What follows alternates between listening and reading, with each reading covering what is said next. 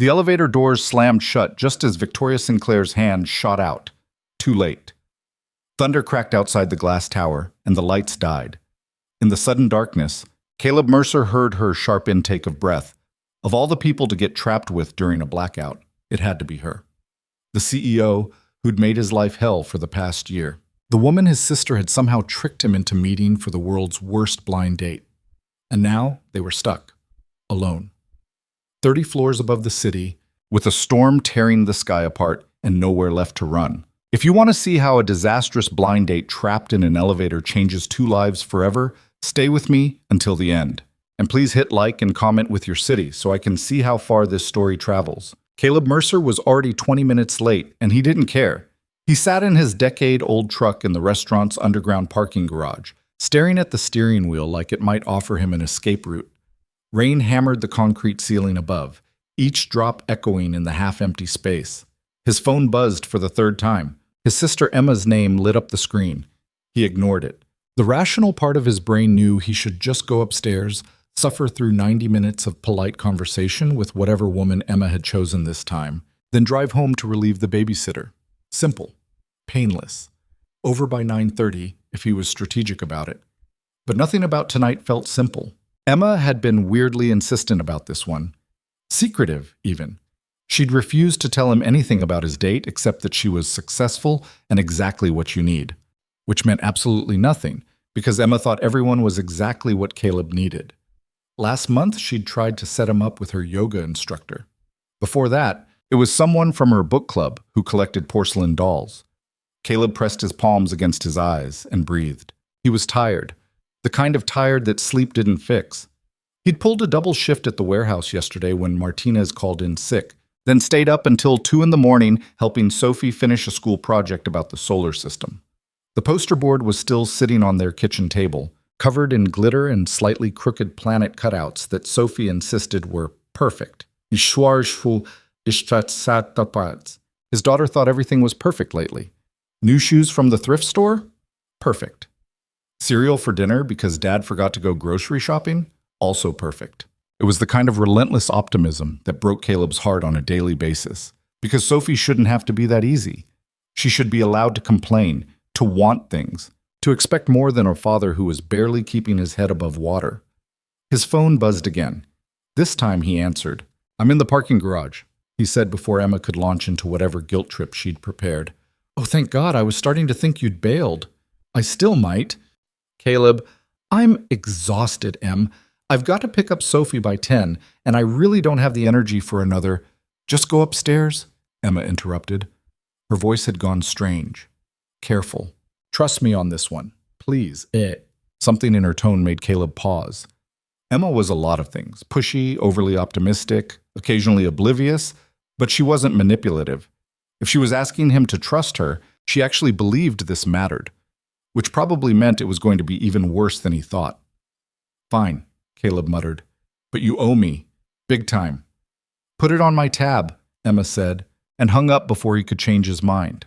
Caleb climbed out of the truck and headed toward the elevator, already composing the polite excuses he'd need to leave early.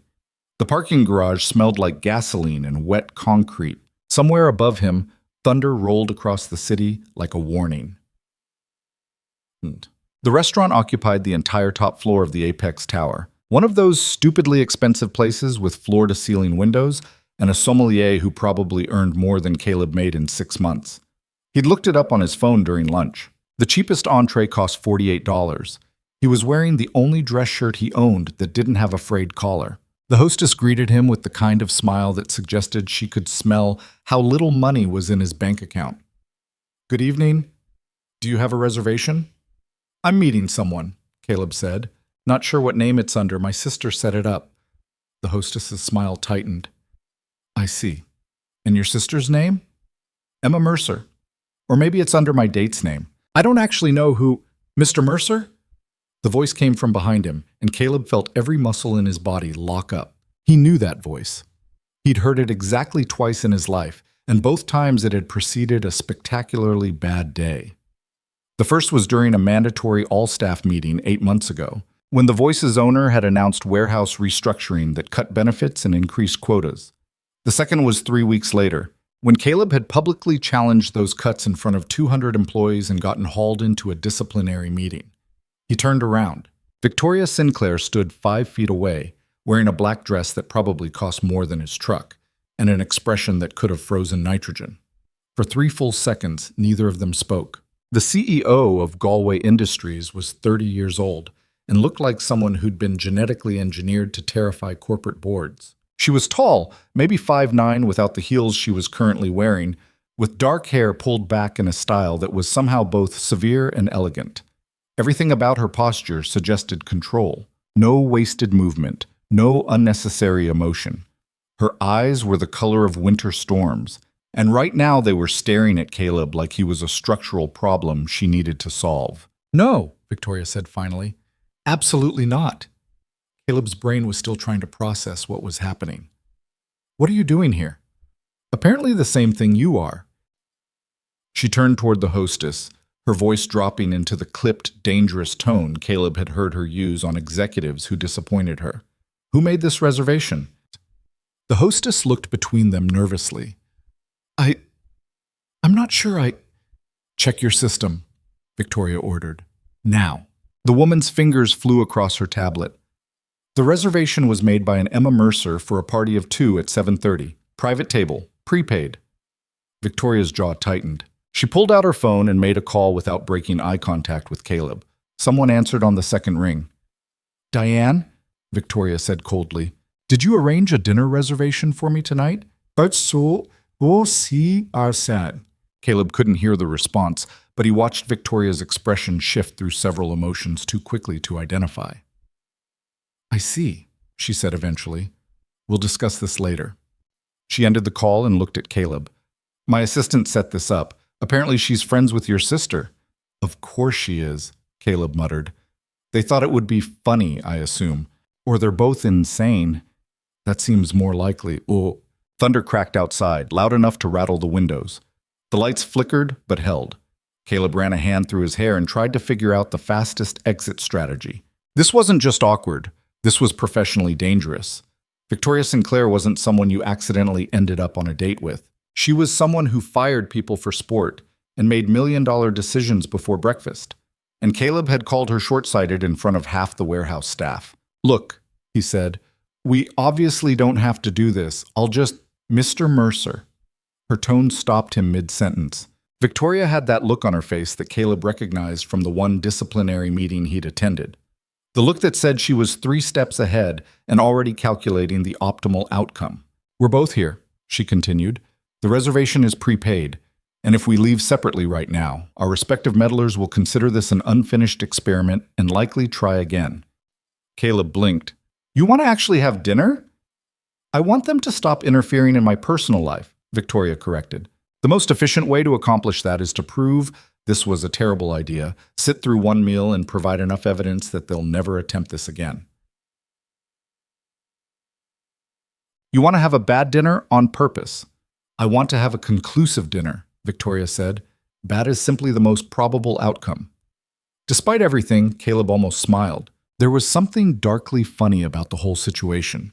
The CEO and the warehouse supervisor forced into a blind date by people who clearly had no idea what they were doing. It was like a setup for the world's most uncomfortable sitcom. "Fine," he said. "One dinner, then we never speak about this again." Agreed. The hostess looked relieved to have a resolution.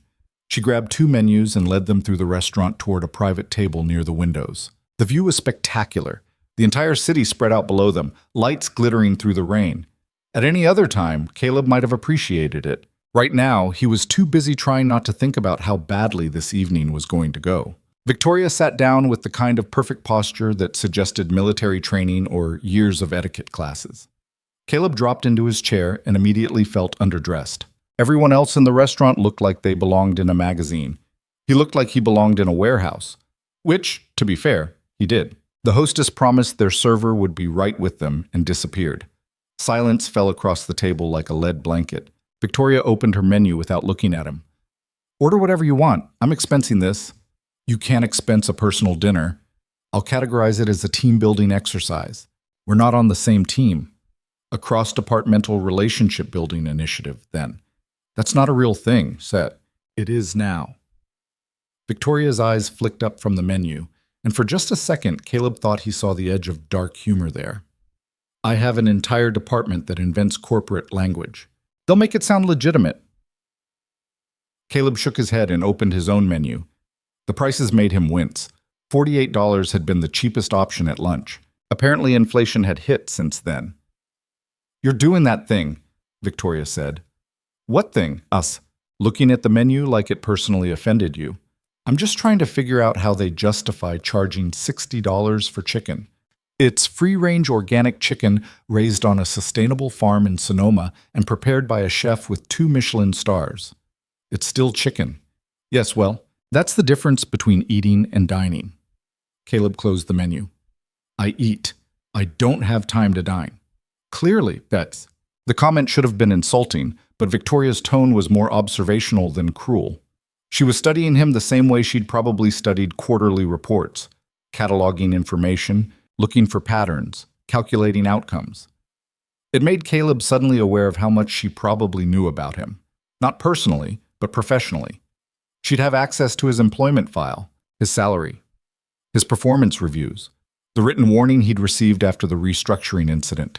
He was an open book. She was a locked vault. So, Caleb said, because someone had to break the silence, how does a CEO end up on a blind date arranged by her assistant? Victoria's expression didn't change. Diane has been with me for 6 years. She's efficient, discreet, and excellent at her job. She's also apparently developed opinions about my personal life that exceed her job description. Your assistant thinks you need to date more. Boatun. My assistant thinks I need to date at all, Victoria corrected. She's wrong, but she's persistent. And your solution was to actually show up? My solution was to show up, prove her wrong, and establish boundaries. Victoria paused. Clearly, I underestimated her creativity. The server arrived before Caleb could respond. She was young, polished, and wearing the kind of cheerful smile that suggested she was extremely good at pretending she couldn't hear awkward conversations. She rattled off the evening specials with practiced enthusiasm, recommended a wine pairing Victoria ignored, and took their orders with efficient grace. When she left, Victoria folded her hands on the table and looked directly at Caleb. Your turn, she said. My turn for what? To explain how you ended up here. I've shared my circumstances. Professional courtesy suggests reciprocation. Caleb leaned back in his chair. My sister thinks I'm lonely. She's probably right. She's been trying to fix it for 2 years with increasingly desperate setups. This is apparently her most ambitious attempt. She's friends with Diane? I guess so. I didn't even know they knew each other until about 5 minutes ago. They must have coordinated carefully, Victoria said, and something in her voice had shifted. Less ice, more calculation, like she was solving a puzzle. Diane managed my calendar. Your sister knew your availability. They would have needed to align our schedules without either of us noticing. That's kind of terrifying. That's extremely competent. Victoria picked up her water glass. If they weren't currently on my list of people to fire, I'd be impressed. You're not actually going to fire your assistant over this. No, Victoria admitted, but she doesn't know that yet. Thunder boomed again, closer this time. The lights flickered. Caleb glanced towards the windows and saw lightning split the sky like a broken bone. The storm was getting worse. We should probably eat fast, he said. I need to pick up my daughter by 10. Something changed in Victoria's expression. Not softening, exactly, but shifting. You have a daughter, Sophie. She's 8. Your file didn't mention children. Caleb felt his spine stiffen. My file? Employment records, Victoria said, like it was obvious. Date of hire, position, salary history, incident reports. You read my incident reports. I read everyone's incident reports. It's part of my job. Right. Caleb tried to keep his voice level. So you know all about me, and I know nothing about you except that you cut warehouse benefits and ignore safety complaints. Victoria's eyes narrowed. I didn't ignore safety complaints. I reallocated budget to address the highest priority infrastructure issues first. Warehouse climate control was ranked fourth on a list of 6 critical needs. Tell that to the guys working overnight shifts when it's 95 degrees inside. I did, in a company-wide memo explaining the decision matrix and timeline for implementation. A memo, Caleb repeated. That fixes everything. It provides transparency and accountability, yes. It provides excuses. The temperature at the table dropped 20 degrees. Victoria set down her water glass with precise control, and Caleb recognized the look on her face. He'd seen it before. Right before she'd torn apart a facilities manager who'd tried to argue about loading dock protocols. Mr. Mercer, she said quietly, I have been CEO of this company for 3 years.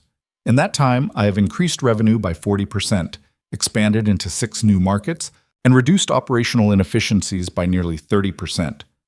I have also improved worker safety ratings, increased average wages, and implemented the most comprehensive benefits package in our industry. So when you sit there and accuse me of making excuses, I would suggest you consider the possibility that you don't have the full picture. Caleb met her stare and didn't flinch. And I would suggest you consider the possibility that people aren't data points. We're the ones living with your decisions while you're sitting in meetings congratulating yourself on efficiency metrics. You think I don't understand that? I think you understand it as a concept. I don't think you feel it. Victoria's jaw tightened. For a long moment, she didn't speak. Then she leaned forward slightly, and her voice went very quiet. You don't know anything about me, Mr. Mercer. You know my title and my reputation, and apparently a few decisions you disagreed with. But you don't know who I am, or what I've lived through, or why I do this job the way I do it. So I would appreciate it if you didn't make assumptions about what I feel. The words hit harder than Caleb expected. There was something raw underneath the ice, something Victoria had almost let slip before slamming the door shut again. He opened his mouth to respond, but the lights went out. Complete darkness swallowed the restaurant. Someone gasped. Glass clinked as a server fumbled something in the sudden black. Emergency lighting kicked in a few seconds later, dim and red-tinted, turning everything into shadows. Ladies and gentlemen, a voice called from somewhere near the kitchen, we've lost power due to the storm. Please remain seated while we assess the situation. Victoria was already on her feet. We should leave. Agreed. They headed toward the exit together, navigating through tables full of confused diners. The emergency lighting barely reached the corners of the room. Caleb could hear rain hammering against the windows, louder now, without the background music and conversation. They reached the elevator bank just as the restaurant manager intercepted them. I'm sorry, the man said, slightly breathless, but the elevators are offline. We're going to need everyone to stay inside until— How long? Victoria interrupted. I don't know. The building's backup generators should kick in soon, but should or will? Ma'am, I really can't— Victoria pulled out her phone and dialed. She held up one finger to silence the manager while she waited for someone to answer. David, it's Victoria Sinclair. I'm in Apex Tower and the power's out. I need a status update on backup systems. Pause. Now, David. She listened for maybe 10 seconds, then hung up. Generators are down, she told Caleb. Lightning strike damaged the system. They're estimating at least 90 minutes for repairs. Yes. Caleb checked his watch. Already 8:15. Even if the power came back in 90 minutes, he'd never make it across town to Sophie's friend's house by 10. He pulled out his own phone and called Emma. She answered on the first ring. How's it going? The power's out, and I'm trapped in a restaurant with your terrible matchmaking experiment. Can you pick up Sophie? Oh my God, you're trapped together? That's so— Emma, focus. Can you get Sophie or not? His sister sighed dramatically. Yes, I can get her, but you owe me details later. I owe you nothing. You did this on purpose. I did it with love, Emma said cheerfully, and hung up. Caleb shoved his phone back in his pocket and turned to find Victoria watching him with an unreadable expression. Your sister sounds delightful, she said dryly. She's a nightmare. As is my assistant. We should introduce them. They can form a support group for people who meddle in other people's lives. I think they already have. Despite himself, Caleb almost laughed. The absurdity of the situation was starting to override the awkwardness. Here he was, trapped in a powerless luxury restaurant with the CEO, who'd made his professional life difficult for the better part of a year, while a storm tore the city apart outside. Sophie would think it was hilarious. "So," Caleb said, "what now?" Victoria looked around the dimly lit restaurant. Most of the other diners had settled back into their seats, apparently accepting that they weren't going anywhere soon. The servers were distributing candles and apologizing. "I suppose we wait," Victoria said. They made it maybe 3 steps back toward their table before the building shuddered. It wasn't an earthquake. Caleb had felt those before.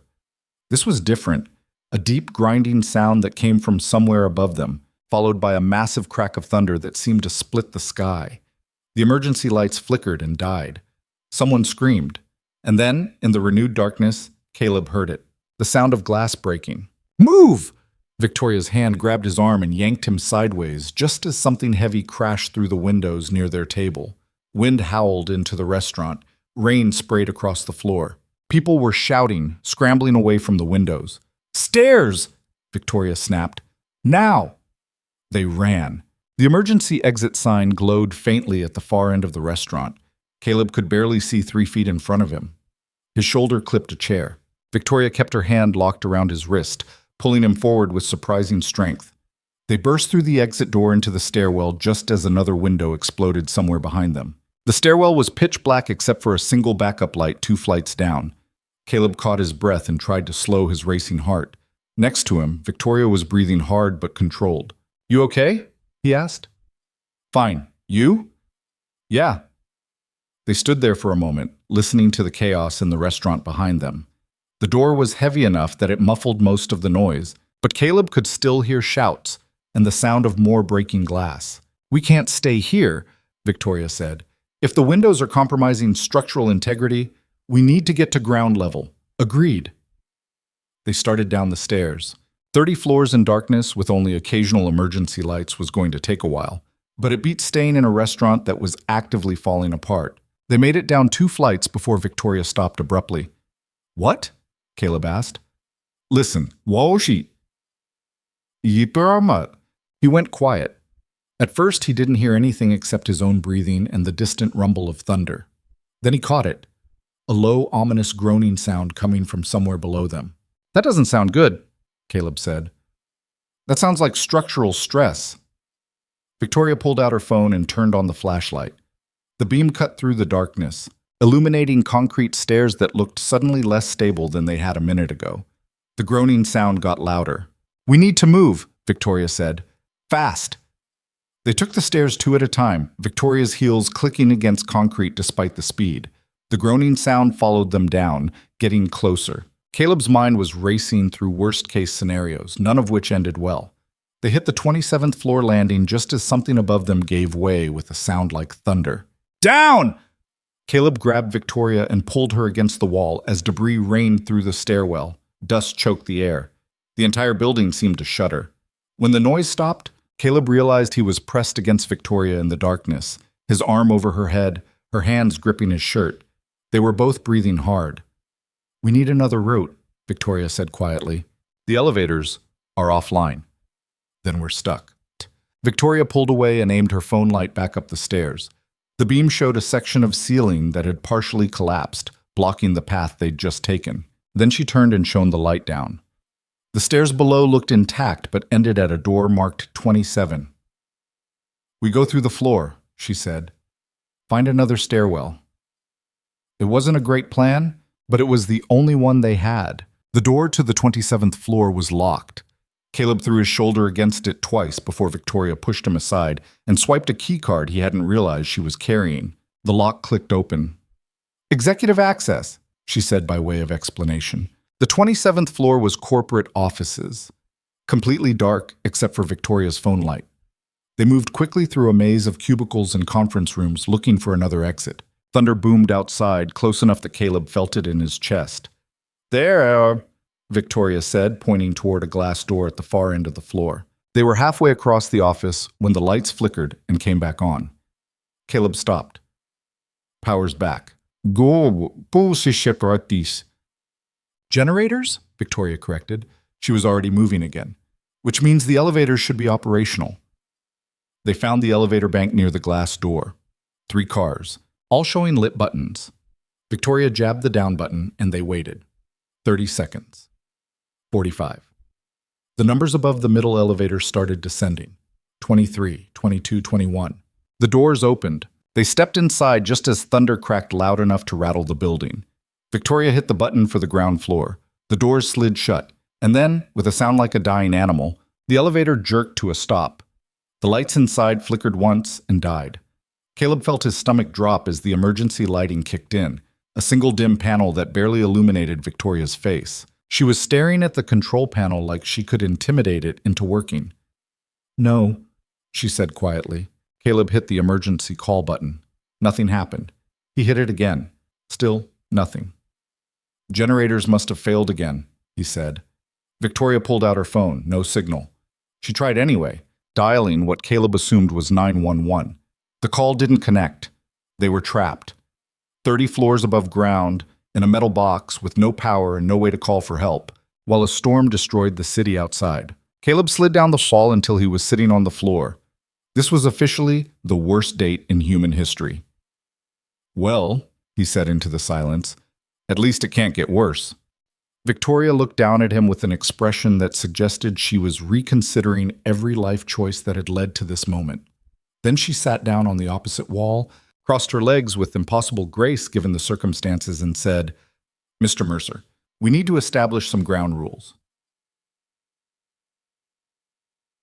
End of part 1. Ground rules? Caleb stared at her across the dim elevator. "We're stuck in a metal box during a thunderstorm, and you want to establish ground rules?" Victoria's face was half shadow in the emergency light, but her voice was steady. "We could be here for hours. Structure prevents panic." "I'm not panicking. Not yet." She adjusted her position slightly, and Caleb heard the quiet scrape of her heels against the floor. "But statistically, confined spaces during crisis situations lead to irrational behavior. Clear expectations minimize that risk. You're actually serious right now." "I'm always serious, Mr. Mercer." Yeah, I've noticed." Caleb leaned his head back against the wall and closed his eyes. His shirt was still damp from the rain that had blown into the restaurant. Water had soaked through to his skin, and now the air conditioning, still running on whatever backup power was keeping the emergency light alive, was making him cold. "Fine. What are your ground rules?" "First, we conserve phone batteries. No unnecessary usage." "Agreed." "Dre, Bob, E.T. and Tim." "Second, we stay calm. No catastrophizing or worst-case scenario discussions." Caleb opened one eye. "We're trapped in an elevator during what sounds like the apocalypse outside. Worst-case scenarios seem pretty relevant. They're also unproductive." Victoria's tone didn't invite argument. "Third, we maintain professional boundaries." "As opposed to what? You think I'm going to try something?" "I think we're both under stress, and people do strange things under stress." She met his gaze directly. "I'm establishing expectations to avoid uncomfortable situations." Caleb laughed. A short, sharp sound that bounced off the metal walls. "You're unbelievable. I'm practical. You're terrified of losing control for 5 seconds." Something flickered across Victoria's face, too quick to identify. "I'm not terrified of anything, Mr. Mercer. I'm simply preventing problems before they occur. It's called leadership. It's called being impossible to be around." The words came out harsher than Caleb intended, but he was tired and cold and stuck in an elevator with someone who apparently thought you could manage a natural disaster with corporate policies. Victoria's expression went completely blank, the same mask she'd worn during that disciplinary meeting, when she'd listened to Caleb defend his actions without showing a flicker of emotion. "I see," she said quietly. "Then I'll make this simple. We don't talk unless necessary. You stay on your side of the elevator. I'll stay on mine. When rescue arrives, we leave and never mention this again." "Fine by me." "Excellent." Silence dropped between them like a wall. Victoria pulled out her phone, checked it one more time even though Caleb could see there was still no signal, then powered it down completely to save battery. She set it on the floor beside her with careful precision and folded her hands in her lap. Caleb watched her for a minute, looking for cracks in the armor. There weren't any. Victoria Sinclair sat perfectly still, perfectly composed, like she was waiting for a meeting to start rather than trapped 30 floors above ground in a powerless building during a violent storm. It was impressive, in a deeply irritating way. Thunder boomed outside, close enough that Caleb felt the vibration through the elevator walls. The emergency light flickered but held. Victoria didn't even flinch. Victoria, doesn't that bother you? Caleb asked before he could stop himself. Victoria's eyes flicked toward him. I thought we weren't talking. I'm curious. About what? How you just sit there like none of this matters. It matters, Victoria said. Reacting emotionally won't change our circumstances. So you just turn it off? The fear? I don't turn off anything. I simply don't indulge unproductive emotions. She tilted her head slightly, studying him. You're the opposite. You feel everything and let it drive your decisions. That's not true, isn't it? Victoria's voice was cool, analytical. 8 months ago, you challenged a company-wide policy decision in front of 200 employees because you were angry about working conditions. You didn't schedule a meeting, didn't gather data to support your position, didn't follow proper channels. You just stood up during a Q&A session and started making demands. Caleb's jaw tightened. People were getting hurt. Someone needed to say something. Someone needed to say something strategically, Victoria corrected. Instead, you created a spectacle that undermined your own credibility and made it politically impossible for me to address your concerns without looking like I'd caved to pressure. So you ignored them entirely? Well, I'll say, I addressed them through the proper channels over the following 6 months. Every safety issue you raised has either been resolved or is currently scheduled for implementation. Victoria's eyes were sharp in the dim light. But you didn't know that because you never followed up. You made your dramatic statement, got your written warning, and went back to assuming I didn't care. The accusation hit harder than Caleb expected, mostly because she was right. He'd been so angry after that meeting, so convinced Victoria was another corporate executive who saw workers as numbers on a spreadsheet, that he'd never actually checked whether anything had changed. You could have told me, he said. Why? You'd already decided what kind of person I was. You didn't exactly make it easy to think otherwise. I wasn't trying to make anything easy, Mr. Mercer. I was trying to run a company. Victoria shifted slightly, and Caleb caught a glimpse of something that might have been frustration beneath the ice. You think I don't know what people say about me? That I'm cold, ruthless, impossible to work with? I know exactly what my reputation is. I built it deliberately. Why? Because being feared is more efficient than being liked. She said it like it was obvious.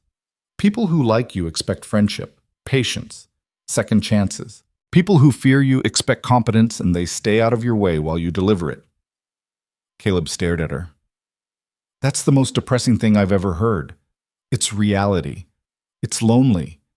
Victoria's expression didn't change, but something in her posture went rigid.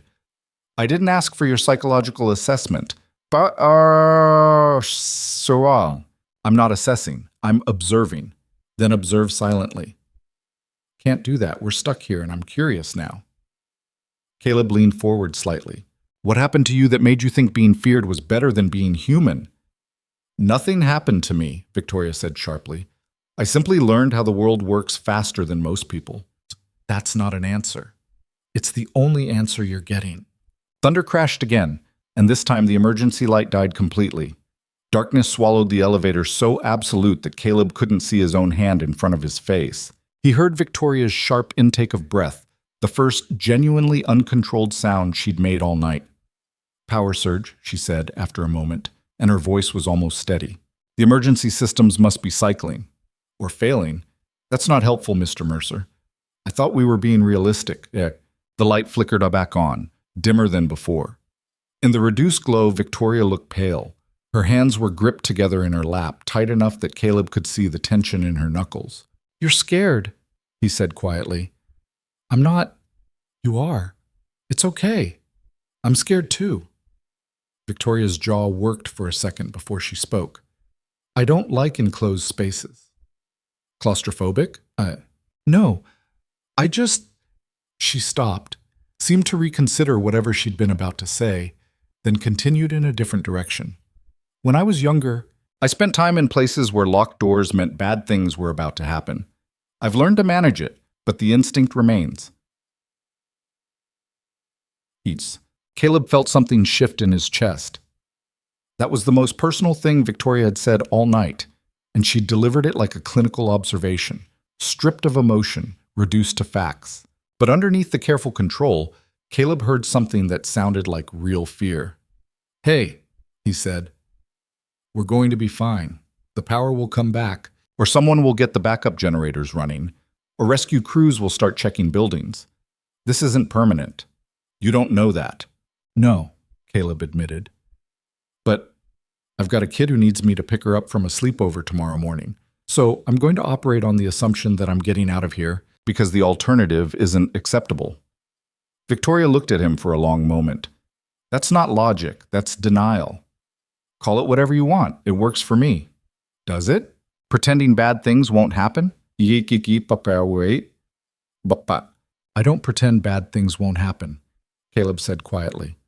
"I know they will. Bad things happen all the time. My wife died 3 years ago and left me with a daughter I'm barely managing to raise by myself. I work 60-hour weeks at a job that doesn't pay enough, in a warehouse where the air conditioning doesn't work, for a company run by someone who thinks fear is more valuable than compassion. I know exactly how bad things can get." The words came out harder than he intended. Victoria's expression shifted into something Caleb couldn't read.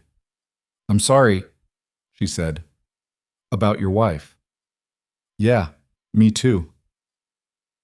"How did she die?"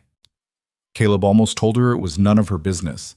But something about the darkness and the isolation and the strange honesty of the moment made him answer instead. "Car accident. Drunk driver ran a red light." He picked at a loose thread on his shirt cuff. "Sophie was 4. She doesn't really remember her mom, which somehow makes it worse. I've got pictures and videos and I tell her stories, but it's not the same as having a mother, and I know I'm not enough. I'm just one person trying to do the job of 2, and I screw it up constantly." "I'm sure that's not true." "It is true. Last week I forgot it was pajama day at school, and Sophie was the only kid in regular clothes. The week before that I sent her to a birthday party without a present because I forgot to check the calendar. She never complains, which kills me, because she should. She should be angry that she got stuck with a dad who can barely remember to buy groceries." Victoria was quiet for a moment. Then she said, "She's lucky to have you." "You don't know that." "Yes, I do." Victoria's voice had lost some of its sharp edges. "You're here, aren't you? Working impossible hours, showing up even when you're exhausted, fighting for better conditions even when it costs you professionally. You're trying. That matters more than pajama days and birthday presents." Caleb looked at her. In the dim emergency light, Victoria's face had softened into something that almost looked like empathy. It was startling, like watching ice crack. "Did you grow up with parents who tried?" he asked. Victoria's expression shuddered immediately. "We're not discussing my childhood." "Why not? I just told you about my wife." "That was your choice. And this is mine. Come on, Victoria. We're stuck in an elevator. What else are we going to do?" "Not talk about my personal history." "Fine." Caleb leaned back against the wall. "Then tell me why you really cut warehouse benefits." "I already explained that. You gave me the corporate answer. I want the real one." Victoria sighed, a small, frustrated sound. "There is no real answer separate from the corporate one, Mr. Mercer. I made a decision based on available data and competing priorities. The warehouse wasn't being singled out. Every department faced cuts. But the warehouse felt it more because we were already operating on the thinnest margins." "Yes. So you knew it would hurt us." "I knew it would create difficulties," Victoria corrected. "I also knew that if I didn't reduce operational costs by 18% across the board, the company would fail and everyone would lose their jobs, including you." Caleb absorbed that. "You were trying to save the company. I was trying to keep 12,000 people employed through a recession that destroyed 3 of our competitors." Victoria's voice had gone hard again. "So yes, I cut benefits. I reduced overtime budgets. I delayed infrastructure improvements. And I made those decisions knowing people like you would hate me for it, because that was preferable to bankruptcy." "You could have explained that." "To whom? Every employee individually? The media who wanted a villain? The board members who were already questioning whether a 30-year-old woman could handle a CEO position. Victoria shook her head. There was no explanation that would have satisfied anyone, so I stopped trying to be understood and focused on keeping the company alive. Thunder rumbled, quieter now. The storm was moving away. Caleb processed what Victoria had just told him, rearranging his understanding of the past 8 months around this new information. "I was wrong about you," he said finally. "Yes, you were. You're still impossible to be around, and you're still reckless and emotionally driven. But you were trying to help, in your own terrible way." Victoria almost smiled. "And you were trying to protect people, in your own destructive way." "What?" "We're a disaster. Individually or together? Both." This time Victoria did smile, small and fleeting, but real. It transformed her face completely, softening the severe lines into something that looked almost approachable. Caleb found himself staring before he caught himself and looked away. The elevator groaned slightly, and they both froze. Metal settling, probably. Or the building shifting. Nothing immediately catastrophic. "How long do you think we've been in here?" Caleb asked. Victoria checked her watch, an elegant thing that probably cost more than Caleb's monthly rent. 47 minutes. Feels longer. Time distorts in stressful situations. Is that another one of your leadership facts? It's neuroscience. Of course it is.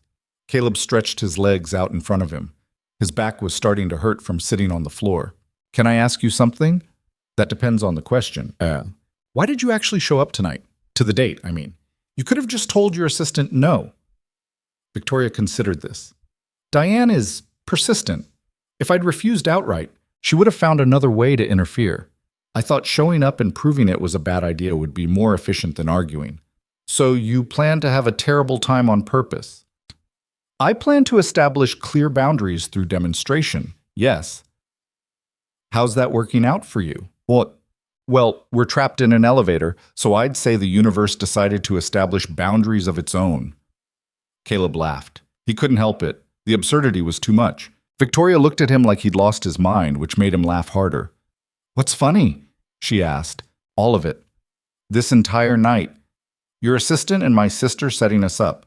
You planning to have a bad date like it's a business strategy. The storm, the elevator.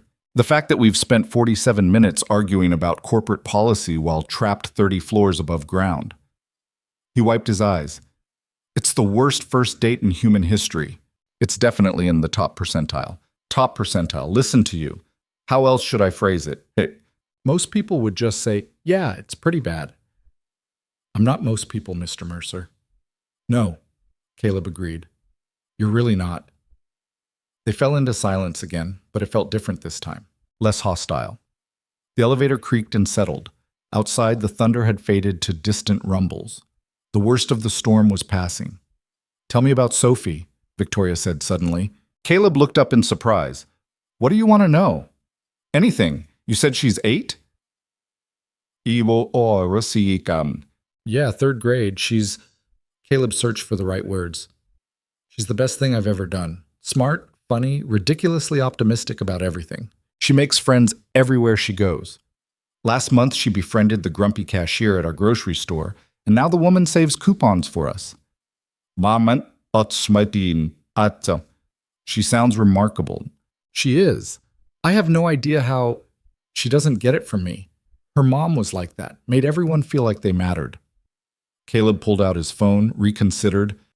Caleb pulled out his, then figured they might as well use the battery for something worthwhile. He pulled up a photo and turned the screen toward Victoria. "That's her. Halloween last year. What treacherous. Victoria leaned forward to look. In the photo, Sophie was dressed as an astronaut, a homemade costume that was mostly cardboard and aluminum foil, but that Sophie had insisted was perfect. She wanted to be Sally Ride, Caleb explained. Spent weeks researching the actual spacesuit design. I tried to convince her to just buy something, but she wanted it to be accurate. She built this herself? With some help. Okay, a lot of help, but she directed the entire operation like a tiny engineer. Victoria studied the photo. "She has your eyes." "Yeah, and her mom's smile, thank God. You must be terrified of failing her." The observation was so direct, so accurate. that Caleb felt something catch in his chest. Every single day. But you keep trying anyway. What else am I going to do? Give up? Caleb shook his head. She deserves better than that. She deserves better than me, honestly, but I'm what she's got. So I work the extra shifts and I forget about pajama day and I feed her cereal for dinner sometimes. And I hope that somehow it's enough. Victoria was quiet for a long moment. When she spoke again, her voice was softer than Caleb had ever heard it. My parents abandoned me when I was 7, she said, left me at a fire station in Chicago with a note that said they couldn't afford to keep me anymore. I spent the next 11 years in foster care, 6 different homes, 4 different schools.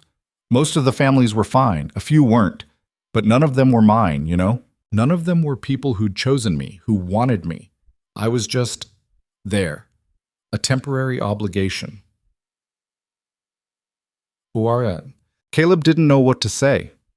The image of 7-year-old Victoria being left behind by her parents was so at odds with the controlled, powerful woman sitting across from him that his brain couldn't quite reconcile the two. That's why you don't like locked doors, he said quietly. Victoria nodded once. One of the foster homes had a father who thought discipline meant locking kids in closets when they misbehaved. I learned very quickly to be perfect, to never give anyone a reason to be disappointed. Is that why you're so impossible to be around? Victoria's smile was bitter. Probably. I spent my teenage years learning that control was the only thing that kept me safe. If I was smart enough, composed enough, untouchable enough, nobody could hurt me. Did it work? Mostly. I got a scholarship to Northwestern, worked 3 jobs to cover expenses, graduated top of my class. Built a career, built a reputation, built walls so high nobody could see over them. She looked at Caleb directly. And then tonight I ended up trapped in an elevator with someone who seems determined to see over them anyway. I'm not trying to... Yes, you are. You've been digging since the moment the power went out. Victoria's voice wasn't accusatory, just factual. It's exhausting and uncomfortable, and I don't know how to make you stop. Do you want me to stop? Victoria considered this. I don't know. Part of me does. The part that's kept me functional for 23 years says this is dangerous and I should shut it down immediately. And the other part? The other part is tired, Victoria admitted. Tired of being alone, tired of being feared, tired of sitting in an elevator pretending I'm not scared when I'm absolutely terrified. The confession hung in the air between them. Caleb saw the exact moment Victoria realized what she'd just said, saw her try to pull the mask back into place and fail. She looked young suddenly. Not like a CEO, but like someone who'd been fighting for so long she'd forgotten what peace felt like. You don't have to be perfect right now, Caleb said. We're stuck in a metal box. Nobody's watching. You're allowed to just be. I don't know how to do that. Sure you do. You're doing it right now. Victoria looked down at her hands. Her perfectly manicured fingers were still gripped together, knuckles white. Slowly, deliberately, she loosened her grip and let her hands rest naturally in her lap. This is terrifying, she said. What is? Letting you see me like this. Like what? Human? Weak. You're not weak, Victoria. You're just scared. There's a difference. Not in my experience. Then your experience is wrong. Caleb shifted forward slightly. Strength isn't pretending you don't feel things. It's feeling them and doing what needs to be done anyway. You're scared of enclosed spaces because someone locked you in closets when you were a kid, but you still got in this elevator. That's not weakness. That's courage. Victoria looked at him with an expression Caleb couldn't quite identify. Surprise, maybe. Or disbelief. Like she'd never considered that interpretation before. You're very strange, Mr. Mercer. Caleb. And yeah, I get that a lot. From whom? Mostly from my sister. She thinks I'm too honest. Is there such a thing? Apparently. Emma says I tell people things they don't want to hear just because they're true. That sounds accurate, Victoria said. You've certainly done that with me. Sorry. Don't be. It's refreshing, actually. Most people are too intimidated to tell me when I'm wrong. I'm too tired to be intimidated. Victoria almost smiled again. How do you do that? Do what? Make everything seem manageable. We're trapped in an elevator during a power outage, and you're sitting there like it's just another Tuesday. It's not manageable, Caleb said. I'm just good at pretending it is. I've had practice. Single parenthood is basically advanced level pretending everything's fine. Sophie asks if we have enough money, and I say yes, even when we don't. She asks if I'm tired, and I say no, even when I'm exhausted. Because that's what you do. You pretend until it becomes true, or at least true enough to get through another day. That sounds exhausting. It is. But what's the alternative? Fall apart. Sophie doesn't need that. She needs me to be okay, so I'm okay. Even when you're not. Especially when I'm not. Victoria studied him in the dim light. We're more similar than I thought. How do you figure? We both learn to survive by controlling our reactions. You pretend everything's manageable. I eliminate anything that isn't. Victoria tilted her head slightly. Different methods, same goal. Oko machine. And look where it got us, trapped in an elevator. Together. Yeah, Caleb said, together. The words settled between them with unexpected weight. Victoria looked away first, and Caleb saw something that might have been vulnerability flash across her face before she locked it down again. The elevator shuddered suddenly, a deep, grinding movement that made Caleb's stomach drop. Victoria grabbed the handrail, her face going pale. That was what? Building settling, Caleb said quickly. Just the storm stress. We're fine. You don't know that. No, but I'm choosing to believe it anyway. Remember? Denial works for me. Victoria let out a shaky breath that might have been a laugh. You're insane. Probably. They waited, listening for more sounds of structural failure. None came. The elevator hung suspended in its shaft, dark and quiet and stubbornly intact. Caleb? Victoria's voice was small. Yeah? Thank you. For what? For not being who I thought you were. Caleb looked at her across the small space. Same to you. They sat in silence after that, but it wasn't uncomfortable anymore. The emergency light flickered occasionally, threatening to die but never quite managing it. Thunder rumbled in the distance, getting farther away with each passing minute. The storm was leaving them behind. Caleb checked his phone. 9:43. They'd been trapped for almost 2 hours. How much longer do you think? He asked. Until rescue? Hard to say. If the generators are still down, building maintenance will need to manually reset systems. That could take hours. Victoria paused. Or the power company could restore main power and we'll be moving in minutes. So, somewhere between 5 minutes and 5 hours. That's my estimate, yes. Great. Super helpful. I don't deal in false certainty, Caleb. It was the first time she'd used his first name. The sound of it, casual, almost intimate, did something strange to Caleb's chest. Well, Victoria, he said, testing the sound of her name in return, what do you want to talk about while we wait? I thought we'd covered everything. Corporate policy, dead spouses, traumatic childhoods. What's left? I don't know. Normal stuff? Such as? Movies, books, favorite foods, the things people usually talk about on first dates. Victoria raised an eyebrow. You think this qualifies as a first date? Doesn't it? We met for dinner at a restaurant. Sure, we got trapped in an elevator and spent 2 hours arguing, but that's just details. Most first dates don't involve structural failure and potential death. Most first dates are boring. Victoria shook her head, but she was smiling. Fine. Favorite movie? The Shawshank Redemption. Of course it is. What's that mean? It means you strike me as someone who likes stories about hope and perseverance. And you don't? I prefer The Godfather. Clear power structures, strategic thinking, consequences for betrayal. Caleb laughed. That's the most CEO answer possible. What can I say? I'm consistent. Victoria shifted slightly, getting more comfortable. Favorite food? Pizza. Specifically the terrible frozen kind that Sophie and I make on Friday nights when we're too tired to cook. That sounds nice.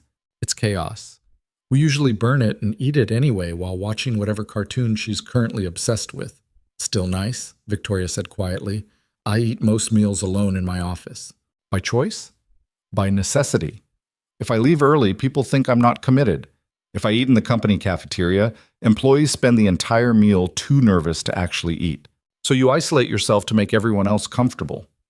I isolate myself to maintain authority? Same thing. Oz. No, it's not. Yeah, Caleb said gently. It is. Victoria opened her mouth to argue, then stopped. Something shifted in her expression.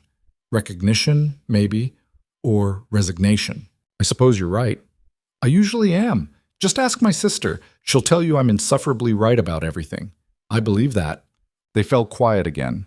Caleb could hear his own breathing, steady and even. Victoria's matched it, slower now than it had been at the start. She was relaxing, letting the fear drain out of her posture. It made her look different, softer, human. Can I ask you something personal? Caleb said. Haven't you been doing that for the past hour? More personal. How is that possible? Trust me. Caleb hesitated, then committed. When was the last time you were actually happy? Victoria went very still. What kind of question is that? An honest one. When was the last time you felt genuinely happy? Not satisfied with the business outcome or pleased about efficiency gains. Actually happy. Victoria stopped, started again. I don't think about happiness. It's not a useful metric. That's the saddest thing I've ever heard. It's realistic. It's giving up. No, it's prioritizing things I can control. Victoria's voice had gone defensive again. Happiness is subjective and temporary. Success is measurable and lasting. And lonely. So you've said. Because it's true, Victoria. Look at where you are right now. Trapped in an elevator with someone you barely know, because your only social relationship is with an assistant who had to trick you into having dinner with another human being. Caleb kept his voice gentle despite the harsh words. That's not success. That's survival. There's nothing wrong with survival. There is when you're not actually living. Victoria's jaw tightened.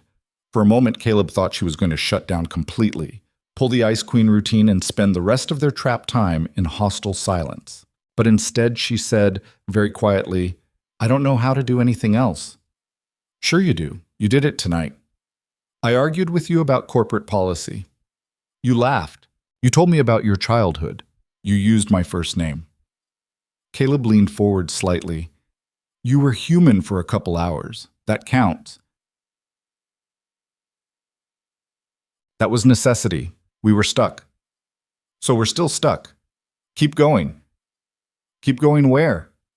Being human. Talking like a person instead of a CEO. Letting yourself feel things instead of managing them.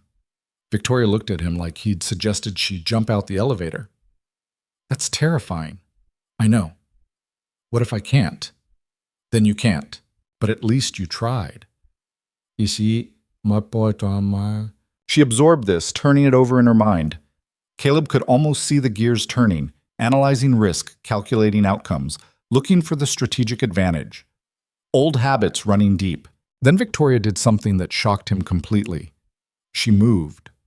Not far, just shifted from her wall to sit next to him on his wall, close enough that their shoulders almost touched. The movement was awkward, uncertain, like she was doing something she'd never practiced before.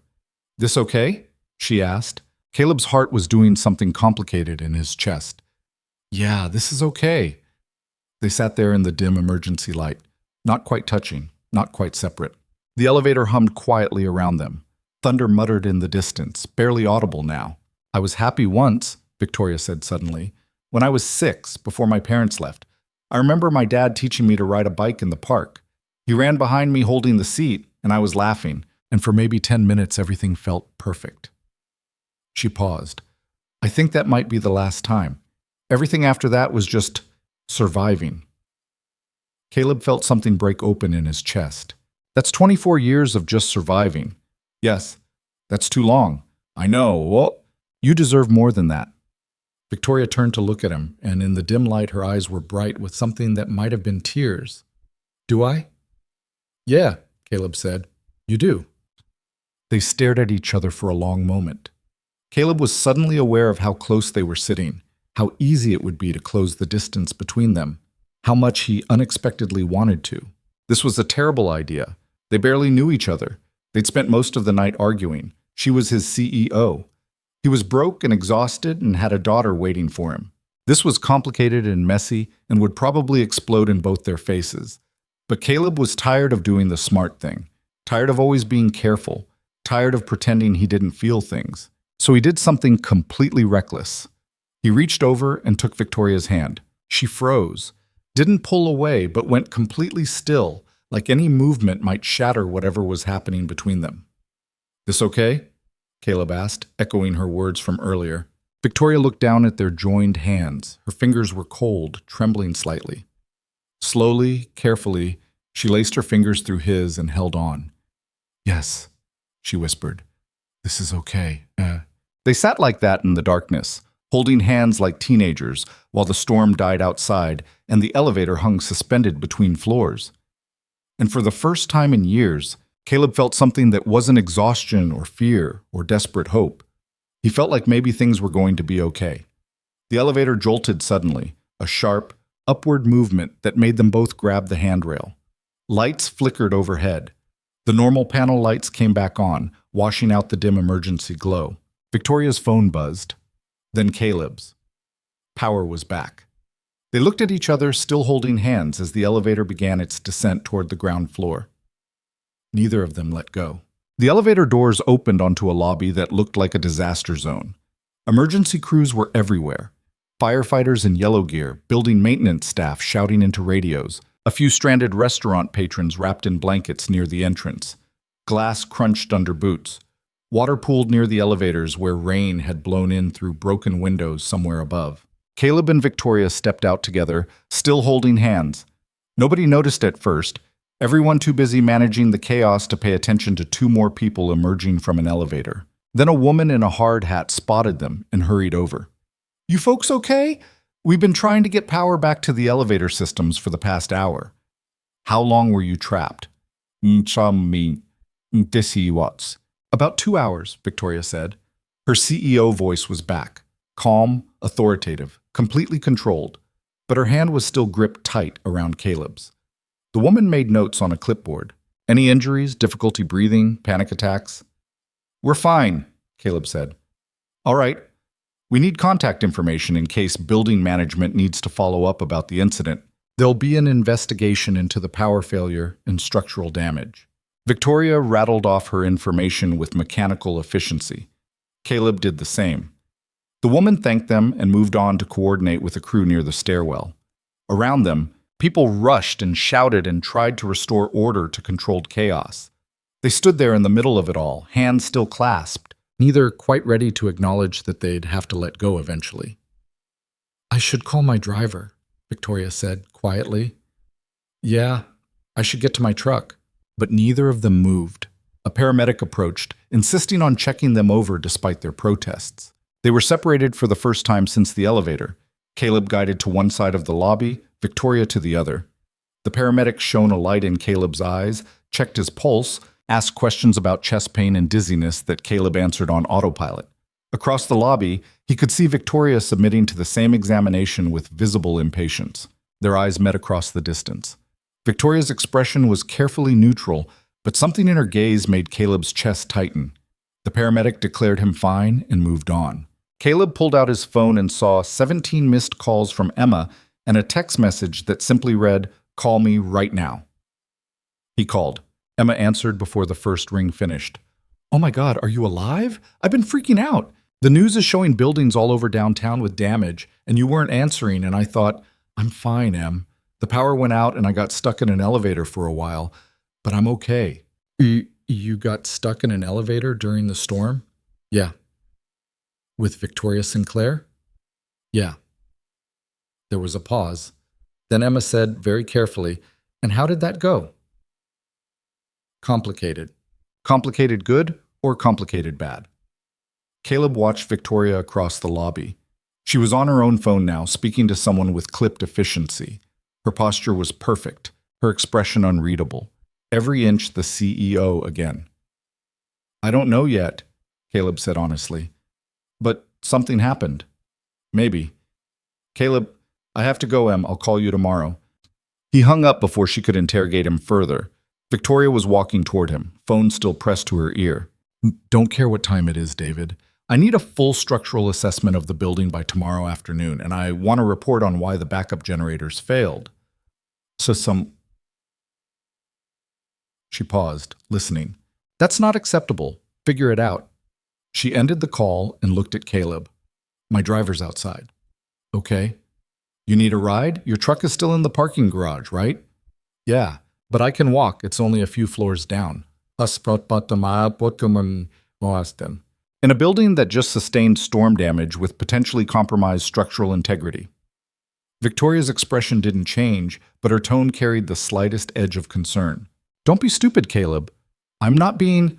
My driver will take you to the garage entrance. It's not negotiable. Caleb almost argued.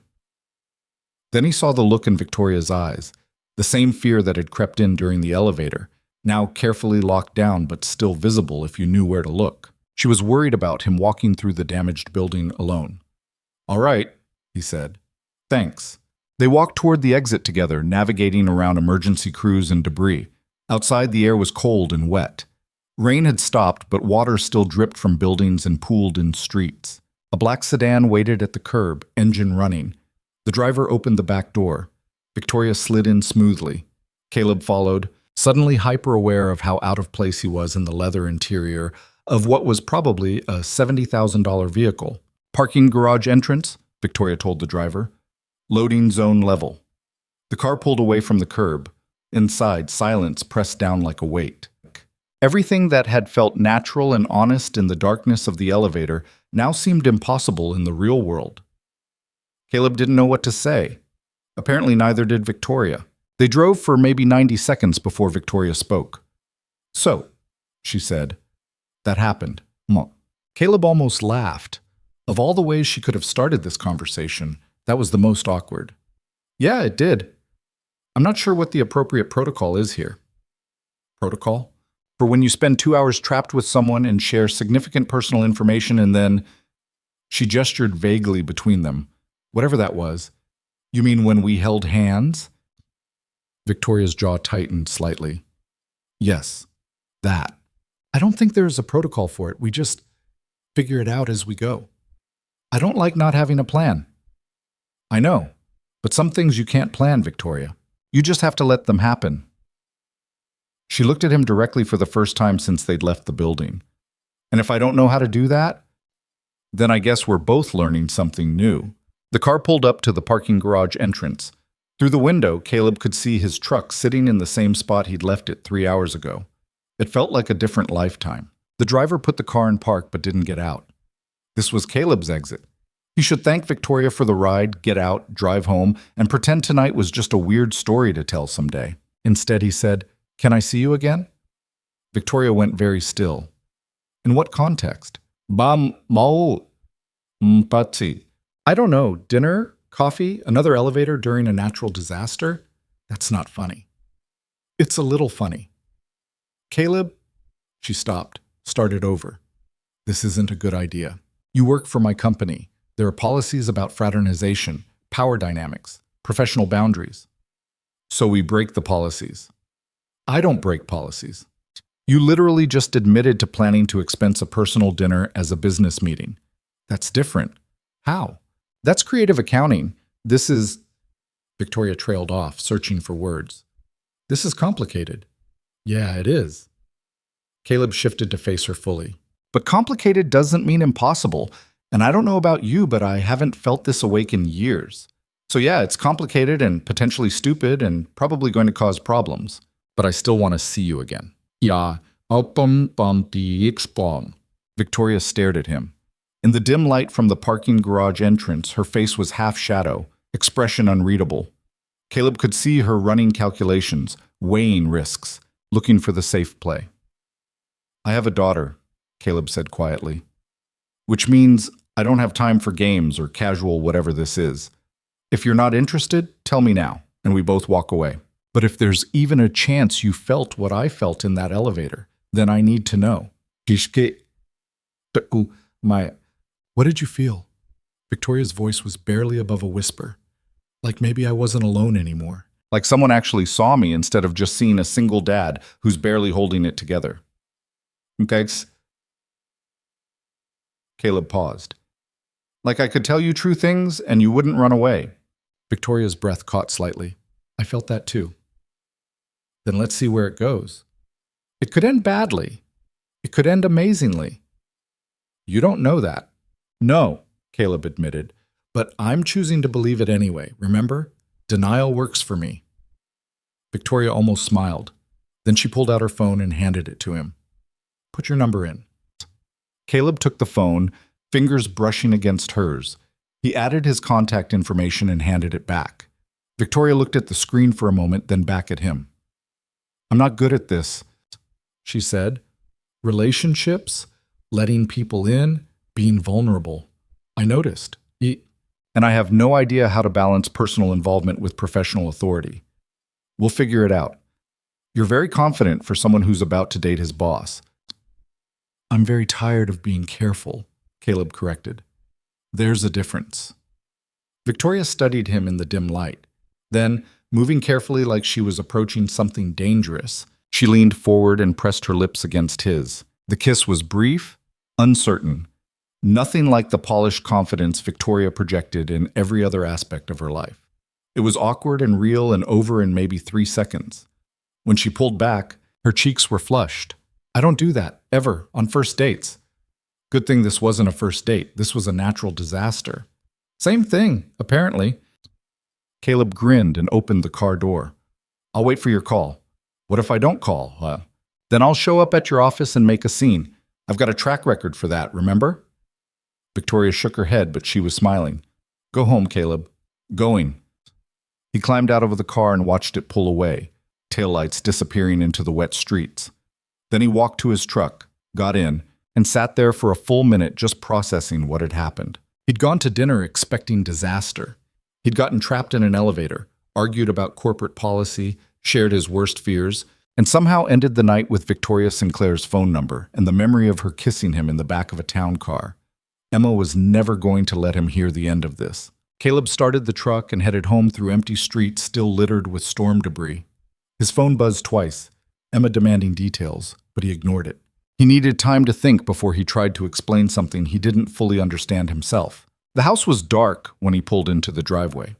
Sophie was at her friend's place until tomorrow morning, which meant Caleb had the rare luxury of an empty house and time to process. He unlocked the front door and stepped into the familiar chaos of their living room. Sophie's backpack in the middle of the floor, her shoes kicked off near the couch, the solar system poster still spread across the kitchen table. Home. Messy and imperfect and his. He made coffee even though it was almost 11 at night because sleep wasn't happening anytime soon. Then he sat at the kitchen table and stared at his phone, debating whether texting Victoria would seem desperate or just interested. Before he could decide, his phone buzzed. A message from an unknown number that could only be one person. I made it home, in case you were wondering. Caleb smiled and typed back, I was wondering. Glad you're safe. This is strange. What is? Texting. I don't usually do this. What do you usually do? There was a long pause, then, nothing. I usually do nothing. Work, sleep, repeat. Sounds lonely. It was, past tense. Caleb stared at those two words, was, past tense, and felt something shift in his chest. Victoria was trying. In her careful, controlled way, she was actually trying. Tell me something true, he texted. Another pause. Like what? Anything. Something you don't usually tell people. The typing indicator appeared and disappeared 3 times. Caleb waited, giving her space to decide how honest she wanted to be. Finally, I'm scared this is going to fall apart. That you'll realize I'm not worth the complication and walk away. And I'm scared of how much that possibility already bothers me after one night. Caleb's throat tightened.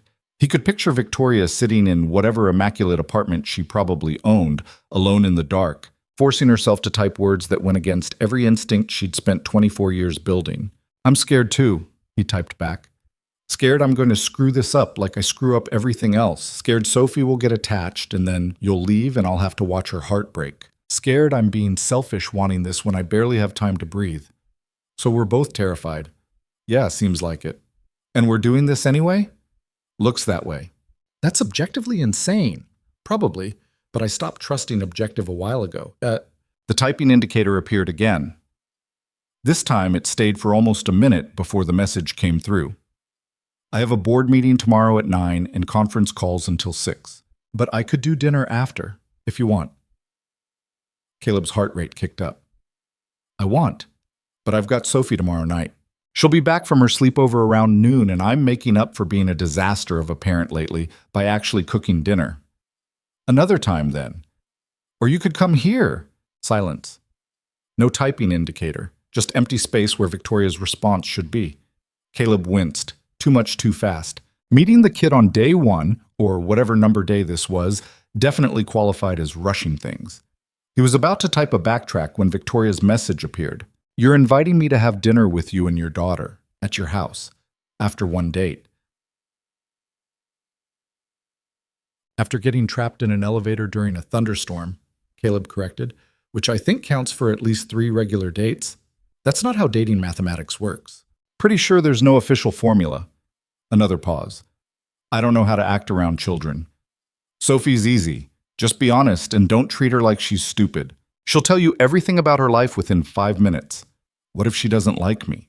She'll like you. Sophie likes everyone. It's a problem. What if I say the wrong thing? Then you apologize and we move on. It's not a test, Victoria. It's just dinner. The typing indicator appeared and disappeared several times. Caleb could practically hear Victoria's internal debate, the risk assessment, the worst-case scenarios, the urge to maintain control fighting against the possibility of something real. What time? She finally sent. Caleb grinned at his phone. 6:30. Fair warning, it'll probably be spaghetti because that's all I know how to make without burning the house down. I like spaghetti. And Sophie will talk your ear off about whatever book she's reading. I can handle that. And my house is a disaster because I haven't had time to clean in 2 weeks. Caleb, yeah? Stop trying to convince me not to come. It's not working. Caleb laughed and typed, Okay, 6:30 tomorrow. I'll text you the address. I'll be there. They exchanged a few more messages, practical things like whether Victoria had food allergies, no, and whether Caleb needed her to bring anything, also no. Then Victoria said she needed to sleep before her board meeting, and they said goodnight with the kind of awkward sweetness that made Caleb feel like a teenager again. He sat at the kitchen table long after the conversation ended, coffee going cold in his mug, trying to process the fact that Victoria Sinclair was coming to his house for dinner tomorrow. Victoria, who ate alone in her office and didn't know how to be around kids and had built her entire life around being untouchable. This was either going to be amazing or catastrophic, possibly both. Caleb cleaned up the kitchen, mostly because having Victoria see the current state of things would probably give her hives, and then collapsed into bed. Sleep didn't come easy. His brain kept replaying the elevator, the conversation, the kiss, the terrifying honesty of their text exchange. He'd meant what he said about not having time for games. Sophie had to come first, always. But maybe there was room for something else, too. Maybe he didn't have to choose between being a good father and having a life. Maybe it was dangerous. Maybe led to hope. And hope had a tendency to disappoint. But Caleb was tired of playing it safe. He fell asleep sometime after 1 in the morning with his phone on the pillow next to him, like a teenager waiting for a text from his crush. The next morning arrived too early. Caleb dragged himself out of bed, showered, and drove to Emma's place to pick up Sophie. His sister opened the door with a knowing smirk that made Caleb immediately regret every life choice that had led to this moment. So, Emma said, heard you had an interesting night. Don't start. I'm not starting anything. I'm just saying you spent 2 hours trapped in an elevator with Victoria Sinclair, and now you look like someone who got hit by a very confusing truck. Where's Sophie? Upstairs packing her stuff. She had a great time, by the way. Zero interest in your dramatic evening. Emma leaned against the doorframe, studying him. Are you okay? Actually, okay, not just pretending. Caleb sighed. I don't know. Maybe. I think I'm going insane. Because of Victoria? Because I invited her to dinner tonight and I have no idea what I'm doing. Emma's eyes went wide. You invited her to dinner? At our house? With Sophie? At my house, and yes, with Sophie. Caleb, that's a terrible idea, I know. I was going to say fast, but also maybe not terrible. Emma looked uncertain, which was rare for her. I mean, Victoria clearly did something right if you're willing to introduce her to Sophie this quickly. She didn't do anything right. We just talked. And it was honest and complicated, and I don't know how to walk away from it. Then don't. It's not that simple. Why not? Because she's my boss, Em, because there are policies and power dynamics and a dozen ways this could explode. Because Sophie's had enough instability in her life, and I can't risk… Stop, Emma interrupted. You're catastrophizing. I'm being realistic. you're being scared. There's a difference. Emma stepped forward and grabbed his shoulders. Caleb, you've spent 3 years putting your entire life on hold for Sophie. You work yourself to death. You never go out, you don't date, you don't do anything for yourself. And now someone actually got through all those walls you built, and you're looking for reasons to sabotage it before it even starts. That's not what I'm doing, isn't it? Caleb wanted to argue, but he couldn't. Because Emma was right. He was scared, terrified, actually, of letting Victoria in, of letting Sophie get attached, of building something fragile that could shatter at any moment. What if it doesn't work? He said quietly. What if it does? Before Caleb could respond, Sophie came thundering down the stairs with her overnight bag and a smile that could power a small city. Dad! She launched herself at him, and he caught her automatically, lifting her off the ground in a hug. You're here! Did you know that Maya has a hamster and it can do tricks? We taught it to go through a tunnel and everything. Can we get a hamster? We'll talk about it, Caleb said, which was code for absolutely not. Sophie pulled back and looked at him with suspicious eyes. You look weird. Thanks, kiddo. No, like weird good. Like something happened. Emma snorted. Caleb shot her a warning look that she ignored completely. Nothing happened, he said. Just a strange night with the storm. Speaking of which, we're having someone over for dinner tonight. Sophie's eyes lit up. Who? A friend of mine. Her name's Victoria. Is she nice? I think so, yeah. Does she like kids? Caleb hesitated. I'm not sure, but she's willing to try. Sophie absorbed this with the seriousness of an 8-year-old evaluating crucial information. Okay, can I show her my rock collection? I'm sure she'd love that. And my drawings? Maybe just a few. And tell her about my book? Sophie, let's not overwhelm her in the first 5 minutes. But I have so much to tell her, Emma laughed. Your daughter definitely gets the social skills from her mom's side. Caleb gathered Sophie's things and herded her toward the truck. Emma caught his arm before he could escape completely. Hey, she said quietly, for what it's worth, I think you're doing the right thing. Victoria seems like she needs someone to remind her she's human, and you need someone who challenges you. We barely know each other. Well, you knew each other well enough to hold hands in an elevator. That's something. Caleb didn't have a response to that. He thanked Emma for watching Sophie, promised to call her later, and loaded his daughter into the truck. The drive home was filled with Sophie's continuous narration about the sleepover, the movies they'd watched, the fort they'd built, the elaborate story about Maya's hamster who was apparently destined for circus stardom. Caleb made appropriate noises at the right moments while his brain spun through dinner logistics. He had maybe 7 hours to clean the house, shop for ingredients that didn't come from a box, and figure out how to cook something that wouldn't poison anyone. Also, he needed to mentally prepare for the reality of Victoria Sinclair sitting at his kitchen table making conversation with an 8-year-old. No pressure. They got home and Caleb sent Sophie to unpack while he assessed the damage. The living room looked like a craft store had exploded. The kitchen was survivable, but needed work. Sophie's bathroom had toothpaste somehow on the ceiling. He had no idea how she'd managed that. Caleb spent the next 4 hours in a cleaning frenzy that Sophie occasionally interrupted with questions about whether Victoria liked pizza better than spaghetti. He didn't know. And if she had any, pets, also didn't know. And whether she was pretty, he deflected that one entirely. At 4 o'clock, he hit the grocery store and stood in the pasta aisle, having a minor crisis about whether to make spaghetti or try something more impressive and risk disaster. A woman in her 60s watched him stare at pasta boxes for 3 full minutes before taking pity. First date dinner? She asked. That obvious?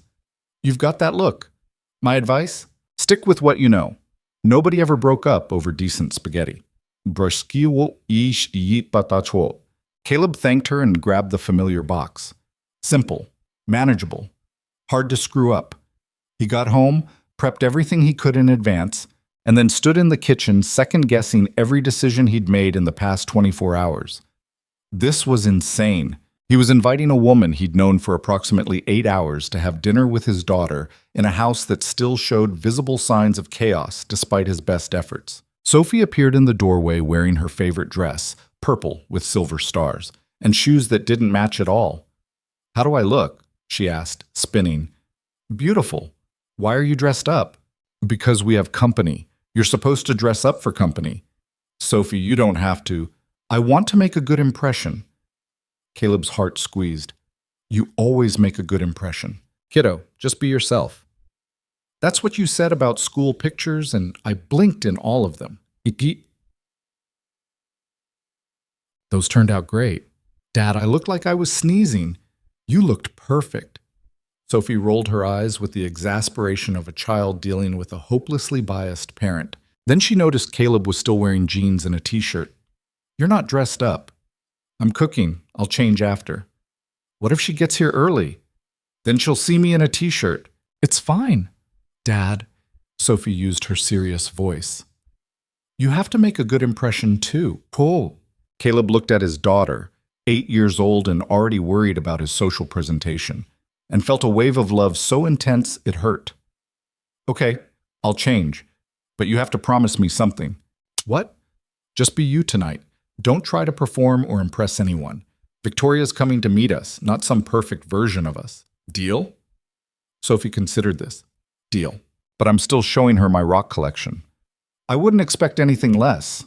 Caleb went upstairs and changed into slightly nicer jeans and a button-down shirt that Emma had bought him last Christmas, specifically for occasions where he needed to look like an adult. He stared at himself in the bathroom mirror and tried to remember the last time he'd been this nervous about anything. His phone buzzed. A message from Victoria. "Still okay for tonight? I can cancel if you've reconsidered." "Ma." Caleb typed back immediately. "Don't you dare. Sophie's already dressed up and planning to show you her rock collection. If you bail now, I'll never hear the end of it." Rock collection noted. "Should I bring anything?" "Just yourself, and maybe low expectations." "My expectations are already extremely low. You warned me about the spaghetti, remember? It's going to be great spaghetti. Possibly slightly burned, but great. I'm sure it will be perfect." Oh, the word perfect sat on his screen, loaded with irony. Nothing about tonight was going to be perfect. Caleb's house was still messy despite his best efforts. Sophie was going to talk nonstop about things Victoria probably didn't care about, and he was going to overcook the pasta because he always did. But maybe perfect wasn't the goal. Maybe good enough was actually good enough. At 6:15, Caleb heard a car pull into the driveway. Sophie ran to the window. "She's here! Dad, she's here, and she's driving a really nice car." "Okay. Remember what we talked about. Just be yourself." I know. The doorbell rang. Sophie looked at Caleb with wide eyes. "Should I get it?" "Let's get it together." They walked to the door and Caleb opened it to find Victoria standing on his front porch looking absolutely terrified. She'd changed out of her work clothes into jeans and a simple sweater, the most casual Caleb had ever seen her. Her hair was down instead of pulled back. She was holding a bottle of wine in one hand and a small bag in the other, and looked like she was contemplating whether running away was still a viable option. "Hi," Caleb said. "Hi," Victoria replied. They stared at each other for a beat too long before Sophie broke the silence. "Are you Victoria?" "I'm Sophie. Do you want to see my rock collection?" Victoria looked down at Sophie and something in her expression softened. "I would love to see your rock collection." "Come in!" Sophie grabbed Victoria's free hand and pulled her inside with the confidence of someone who'd never met a stranger. "I have 17 rocks total and 3 of them might be geodes, but Dad says we need to crack them open to know for sure." "Do you know anything about geodes?" "A little," Victoria said, and Caleb heard genuine interest in her voice. "I studied geology briefly in college." "Really? That's so cool! Come on, they're in my room. Well, most of them. Some are in the backyard because they're too dirty to bring inside, but I can show you those later.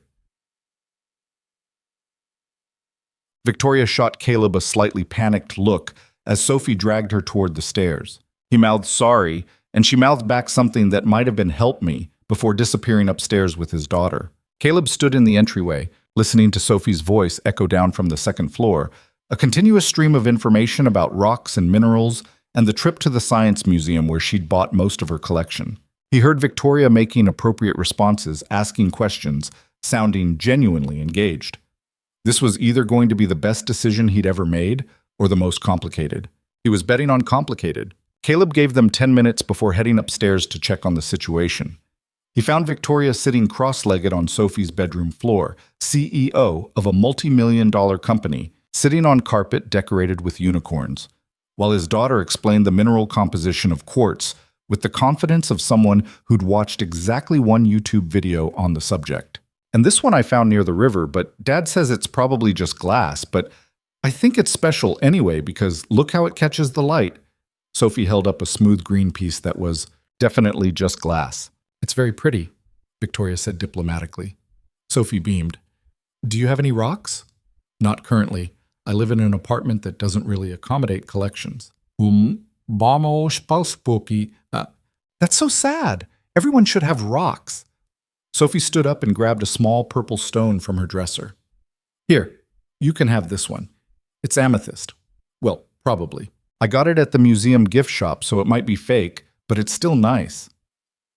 Victoria took the stone like Sophie had just handed her something precious. Are you sure? Yeah, you're Dad's friend, so that makes you my friend too, and friends share rocks.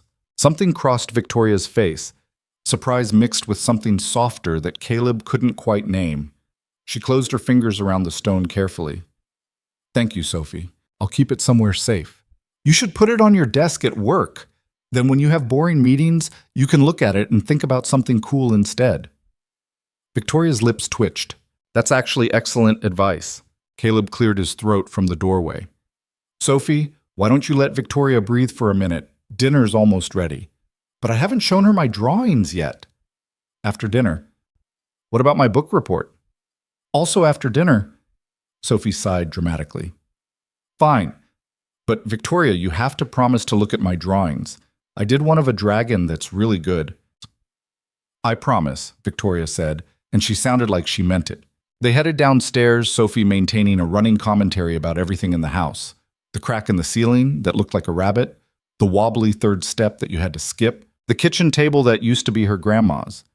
Victoria listened with apparent fascination, asking questions that seemed genuinely interested rather than politely obligatory. Caleb served dinner while Sophie explained her current reading obsession, something involving wizards and a magical school that Caleb had lost track of around book 3. Victoria nodded along, and Caleb caught her sneaking glances at him across the table when Sophie wasn't looking. The spaghetti was only slightly overcooked. Victory. So Victoria, Sophie said around a mouthful of pasta that Caleb would definitely lecture her about later. What do you do for your job? I run a company, Victoria said carefully. What kind of company? We handle logistics and distribution. Basically, we help move products from where they're made to where people buy them. Sophie considered this. Like Amazon? Similar concept, smaller scale. Do you like it? Victoria paused, fork halfway to her mouth. Caleb watched her navigate the question. How much truth to give an 8-year-old? How much to simplify? Most days, Victoria said finally, it's challenging and sometimes stressful, but I'm good at it. Dad's good at his job too, Sophie said loyally. He works really hard. Sometimes he's too tired to cook, so we have cereal for dinner, but that's okay because I like cereal. Caleb felt his face heat. Sophie, what? We do have cereal sometimes. Yes, but we don't need to announce it to guests. Victoria's not a guest. She's a friend. Sophie turned back to Victoria with the fearless curiosity of childhood. Do you have kids? No, Victoria said quietly. Do you want kids? Sophie, Caleb warned, that's personal. I'm just asking. It's all right, Victoria said. She met Sophie's eyes directly. I don't know if I want kids. I never thought I'd be good at it. Why not? Because I didn't have great examples growing up. My parents weren't around much. Some nods. Sophie absorbed this with the gravity of someone receiving important information. That's sad. Parents are supposed to be around. Like Dad. He's always around. Even when he's tired, he still reads to me at bedtime and helps with homework and comes to my soccer games even though I'm terrible at soccer. You're not terrible, Caleb interjected. Dad. I scored on our own goal last week. That was an accident. It was a really big accident. Victoria laughed.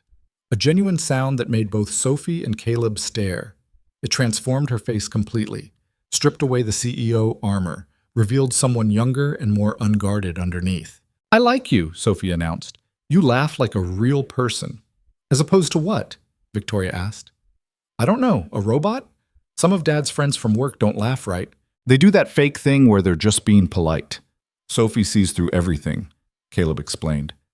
It's a problem. It's a gift, Sophie corrected. She pointed her fork at Victoria. You're not fake. I can tell. Victoria looked genuinely touched.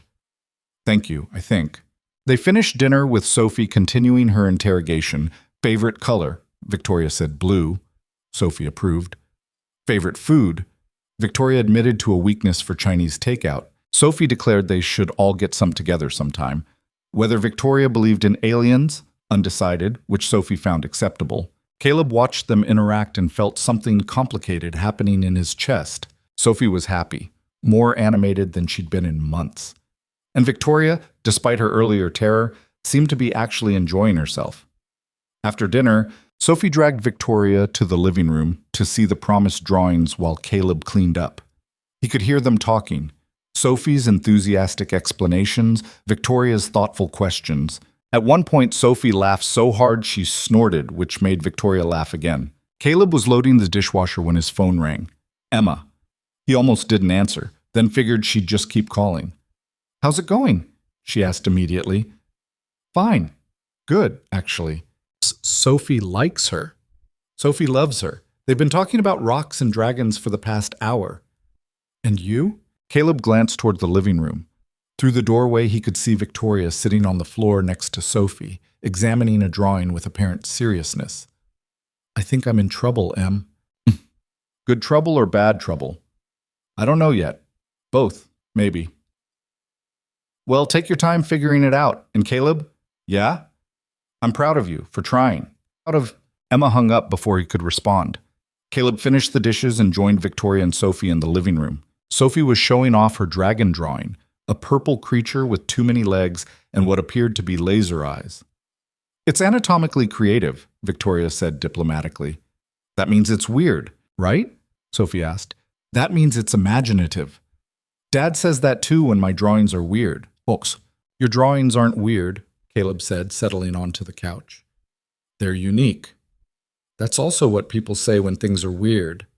Sophie yawned suddenly, big and jaw-cracking. But I don't care. I like weird things. It's almost 8, Caleb said. Bedtime. But Victoria just got here. Victoria's been here for over an hour and you need sleep. Sophie looked ready to argue, then redirected. Will you come back? She asked Victoria. To visit again? Victoria glanced at Caleb, something uncertain in her expression. He gave a small nod. I'd like that, Victoria said. If it's okay with your dad. It's okay with me if it's okay with him, Sophie said. Dad? Is it okay? It's okay, Caleb confirmed. Good. Then it's settled. Sophie stood up and walked directly to Victoria, wrapping her arms around her in a hug that Victoria clearly hadn't expected. Thank you for being nice to my dad. He needs more friends. Victoria's arms came up slowly to return the hug, awkward but genuine. Thank you for showing me your rocks. Sophie released her and headed for the stairs, calling back, Dad, don't forget to read. I won't forget. And Victoria, you should stay for a while. Dad likes company, even though he pretends he doesn't. Then she was gone, thundering up the stairs with the energy of someone who'd definitely be asleep within 10 minutes. Caleb and Victoria sat in the sudden quiet. The living room felt bigger without Sophie's presence filling it. She's incredible, Victoria said quietly. Yeah, she is. You're raising an amazing kid, Caleb. I'm trying. Most days I feel like I'm just barely keeping ahead of complete disaster. She doesn't see it that way. She sees someone who shows up, who tries. That matters more than perfection. Caleb studied Victoria. You're good with her. Better than you think, Bashas. I was terrified the entire time. Couldn't tell. I almost ran back to my car twice. Once when she grabbed my hand, once when she hugged me. Victoria looked down at her hands. I'm not used to people just trusting me like that. No agenda, no calculation. She just decided I was safe and ran with it. That's Sophie. She's got her mom's instincts about people. Then her mom was very wise. They fell into comfortable silence. Caleb could hear Sophie moving around upstairs, the familiar sounds of her bedtime routine. In a few minutes, he'd need to go up and read to her. But right now, he wanted to stay exactly where he was. I should probably go, Victoria said, making no move to stand. Probably. I have an early meeting tomorrow. What time? 7. Caleb checked his watch. It's 8:15. You've got time. Victoria smiled. Are you trying to keep me here? Is it working? Maybe. They looked at each other across the living room, Caleb on the couch, Victoria still on the floor, surrounded by Sophie's drawings. The moment stretched, loaded with things neither of them knew how to say. Dad! Sophie's voice carried down from upstairs. I'm ready! Coming! Caleb called back. He looked at Victoria. I need to. I know. Go. You could stay. If you want. Just until I'm done reading. I'd like that. Caleb headed upstairs, leaving Victoria in the living room. Sophie was already in bed, her current book clutched in her hands. What chapter? Caleb asked, settling into the chair next to her bed. 12. The one where they find the secret passage. Caleb read, putting on different voices for different characters the way he always did. Sophie listened with rapt attention, even though they both knew she'd probably read ahead already. When he finished the chapter, she was fighting to keep her eyes open. Dad? She murmured. Yeah, kiddo? I like Victoria. She's not like other grown-ups. How so? She listens like she actually cares, not just waiting for her turn to talk. Sophie yawned. And she looked at my rocks for real, not just pretending to be interested. Caleb smoothed back her hair. She's pretty special. Are you going to marry her? Caleb nearly choked. What? Sophie, we just met. But you like her, I can tell. How can you tell? You smile different when you look at her, like you're happy but also scared. 8 years old and already reading him like a book. Caleb didn't know whether to be impressed or concerned. It's complicated, Soph. Adult stuff usually is. That's what grown-ups say when they don't want to explain things. Okay, fair, but the truth is I don't know what's going to happen with Victoria. We're friends right now, maybe more eventually. But it's new and we're figuring it out. Just don't mess it up, Sophie said seriously, because I like her and I don't want her to go away. I'll do my best. Promise? Promise. Sophie's eyes drifted closed. Within minutes, her breathing evened out into sleep. Caleb sat there for a moment longer, watching his daughter and feeling the weight of her words. Don't mess it up. Simple request. Impossible task. He headed back downstairs to find Victoria standing near the bookshelf, examining the framed photos Caleb kept there. She was looking at one of Sophie and her mom, taken maybe 6 months before the accident, both of them laughing at something outside the frame. She had a beautiful smile, Victoria said quietly. Yeah, Sophie got that from her. What was her name? Rachel. Would she approve of me being here? Caleb considered the question seriously. Rachel always wanted me to be happy. She made me promise before she died that I wouldn't shut down, that I'd let people in. He moved to stand next to Victoria, but she also would have terrified you with questions and probably embarrassed me within 5 minutes. She sounds wonderful.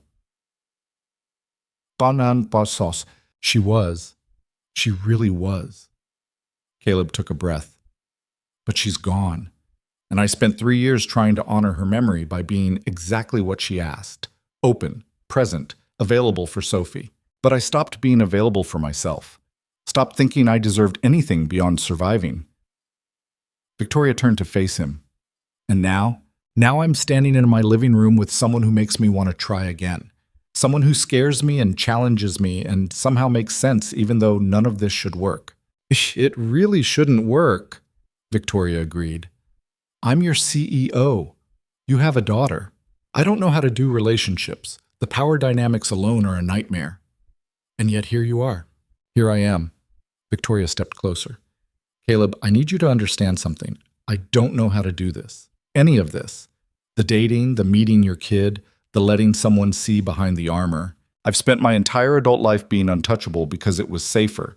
And now you're asking me to be vulnerable, and I don't know if I can do it without falling apart. I'm not asking you to be anything except honest. What if honest isn't enough? What if it's everything? They were inches apart now. Victoria's eyes were bright with something that looked like fear mixed with hope, mixed with determination. I'm going to mess this up, she said quietly. I'm going to work too much and forget to call and panic when things get hard because that's what I do. I'm going to disappoint you. And I'm going to overreact and make decisions based on emotion and probably challenge you in front of other people because I don't know how to turn that off. I'm going to frustrate you. We're a disaster waiting to happen. Probably. So why are we doing this? Lisette. Caleb reached up and tucked a strand of hair behind her ear. Because when we were trapped in that elevator, I felt more alive than I have in 3 years. Because you told Sophie the truth instead of what you thought she wanted to hear. Because you're sitting here admitting you're scared instead of pretending you have all the answers. Those are terrible reasons. They're honest reasons. Victoria laughed softly. You're impossible. You've mentioned that. She kissed him then, less tentative than in the car, more certain. Caleb pulled her closer and let himself fall into it, into the terrifying possibility that this might actually work. When they broke apart, Victoria rested her forehead against his. I have to go, she whispered. Early meeting. I know. But I don't want to. So stay 5 more minutes. They stood there in the quiet living room, holding each other like teenagers, until Victoria's phone alarm went off, reminding her she needed to actually leave if she wanted any sleep before her 7 a.m. meeting. Caleb walked her to the door. Victoria grabbed her jacket and the small bag she'd brought, still sitting on the entry table where she'd left it hours ago. I almost forgot, she said, handing him the bag. For Sophie. I saw it and thought of her. Gee. Caleb opened the bag to find a book about rocks and minerals, glossy photos, detailed explanations, clearly expensive. Victoria, this is too much. It's a book, and she'll actually appreciate it, which is more than I can say for most gifts I've given. Victoria paused at the door. Thank you for tonight, for letting me into your life, your home, for trusting me with Sophie. Thank you for showing up scared and doing it anyway. She smiled, that real smile that made her look 10 years younger. Text me? Every day if you want. I want. One more quick kiss, and then Victoria was gone, walking to her car while Caleb stood in the doorway watching. She waved before driving away, and Caleb waved back feeling like something fundamental had shifted in his life. He closed the door and leaned against it, processing. His phone buzzed immediately. Emma. How did it go? Good. Really good, actually. Sophie liked her? Boy. Sophie loved her, gave her a rock from her collection, and everything. That's serious. Sophie doesn't give rocks to just anyone. Emma paused. And you? I'm terrified and excited and have no idea what I'm doing. Sounds about right for falling in love. I'm not falling in... Caleb stopped. Was he? It was too soon. They barely knew each other. Falling in love required time and stability and certainty, none of which applied to whatever this was. But when he closed his eyes, he saw Victoria sitting on Sophie's floor examining fake geodes, heard her laughing at dinner, felt her forehead pressed against his in the living room. Oh no, he said out loud. Emma laughed. Welcome to the disaster, little brother. Try to enjoy the ride. The next 2 weeks fell into a pattern that felt both natural and completely surreal. Victoria texted Caleb every morning, usually something brief about her schedule or a comment about her terrible coffee. He responded with updates about Sophie or pictures of whatever minor catastrophe had struck the household. The conversations were mundane and ordinary, and Caleb looked forward to them with an intensity that probably wasn't healthy. They managed dinner twice more. Once at a restaurant that Victoria insisted on choosing, somewhere nicer than Caleb would have picked, but not so expensive that he felt completely out of place. Once at Caleb's house again with Sophie, who'd apparently adopted Victoria as her new favorite person, and spent the entire evening showing off her improved rock collection and the book Victoria had given her. Work got weird. Not in the obvious ways, Victoria maintained perfect professional distance at the office, never acknowledging their relationship in any public setting. But Caleb found himself noticing her in ways he hadn't before. The way she held herself during meetings, the careful control in her voice when she was frustrated, the tiny crack in her armor when someone challenged her, and sometimes when she thought no one was looking, she'd glance in his direction and something soft would cross her face before the mask came back. They were careful, probably too careful. But Galway Industries had strict policies about relationships between executives and subordinate employees, and neither of them wanted to trigger an HR investigation before they'd figured out what they even were to each other. 3 weeks in, everything changed. Caleb was finishing his shift when his supervisor called him into the office. Martinez looked uncomfortable, which was never a good sign. "What's wrong?" Caleb asked. "There's an audit happening. Corporate sent people down this morning to review financial records for the warehouse division." "Okay, why are you telling me this?" Martinez hesitated. "Because your name came up. Something about discrepancies in equipment purchases and shipping manifests over the past 6 months. They're asking questions about expense reports you signed off on." Caleb felt ice slide down his spine. "I sign off on expense reports every week. That's part of my job." "I know. But apparently some of the purchases don't match inventory records. Like equipment was ordered and paid for but never actually delivered." "That doesn't make sense. I check every delivery personally. I'm just telling you what I heard. They want to interview you tomorrow morning, 9 a.m. Bring any documentation you have about equipment orders and be prepared to explain the discrepancies." Caleb left the office feeling like the floor had dropped out from under him. He drove home on autopilot, mind spinning through every expense report he'd signed in the past 6 months. He was careful about that stuff, obsessive even. He'd learned early that small mistakes could snowball into big problems, so he triple-checked everything. But if corporate was finding discrepancies, that meant someone had screwed up, and they were looking at him as the source. His phone buzzed. "Victoria, dinner this week? I have Thursday free." Caleb stared at the text. He should tell her what was happening. She was the CEO.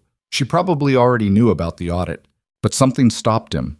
If this turned into a real problem, if there was actual evidence of financial misconduct, he didn't want to put Victoria in a position where she had to choose between defending him and protecting the company.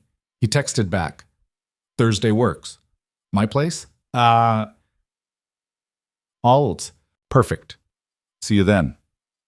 Caleb spent the next 24 hours buried in paperwork. Every expense report from the past 6 months, every equipment order, every shipping manifest.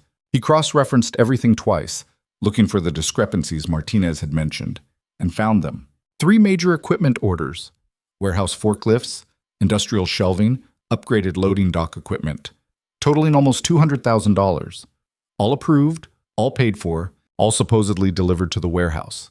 None of it was actually there. Caleb stared at the document spread across his kitchen table and felt panic claw at his throat. Someone had ordered equipment, had it approved, submitted invoices showing delivery, and made it all disappear. And every single approval signature was his. His phone rang, a number he didn't recognize. "Hello? Mr. Mercer? This is Diana Chen from Galway Industries Corporate Compliance. I'm calling to confirm your interview tomorrow at 9 a.m. regarding financial irregularities in the warehouse division." "I'll be there." "Excellent. Please bring any documentation related to equipment purchases from March through September. And Mr. Mercer, I'd advise you to consider whether you want legal representation present during the interview."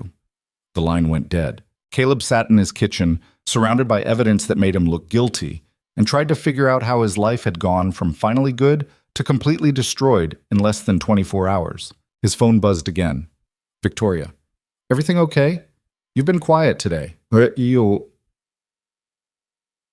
Caleb wanted to tell her everything, wanted to ask for help, for advice, for some sign that this wasn't going to cost him everything he'd built. But Victoria was the CEO of the company that was investigating him.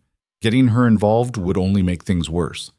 He typed, "Fine, just busy. Talk later?" "Of course." "Yes." Caleb put his phone face down on the table and dropped his head into his hands. Sophie was at Emma's for the night, a previously scheduled sleepover that now felt like a blessing. At least she didn't have to see him falling apart. He spent the night reviewing documents, looking for any explanation that didn't involve someone deliberately framing him. Found nothing. Every piece of evidence pointed to the same conclusion. Caleb Mercer had approved purchases for equipment that had never been delivered, and someone had pocketed the money. The interview the next morning was worse than he'd imagined. 2 corporate compliance officers and an HR representative, all wearing expressions that suggested they'd already decided he was guilty and were just going through the motions of gathering evidence. They walked him through each discrepancy, asked him to explain signatures on documents he didn't remember seeing, showed him invoices from suppliers he'd never heard of, built a case that made him look either incompetent or criminal, and Caleb couldn't figure out which was worse. "Mr. Mercer," Diana Chen said after 2 hours of questions, "do you understand the severity of these allegations? We're looking at potential fraud exceeding $200,000. If we determine you were involved, either through negligence or intent, termination would be the minimum consequence. Criminal charges are also on the table." "I didn't steal anything," Caleb said for what felt like the 100th time. "I don't know how those invoices got approved, but I didn't approve them. Someone forged my signature or hacked my credentials, or you're lying," the HR representative interrupted. "Mr. Mercer, you've been vocal about your dissatisfaction with company policies. You publicly challenged CEO Sinclair regarding warehouse conditions. You have financial difficulties. We're aware you're raising a daughter on a single income. The motive is clear." "I challenged policies I thought were wrong. That doesn't make me a criminal." "It establishes a pattern of insubordination and potential resentment." Caleb wanted to argue, but what was the point?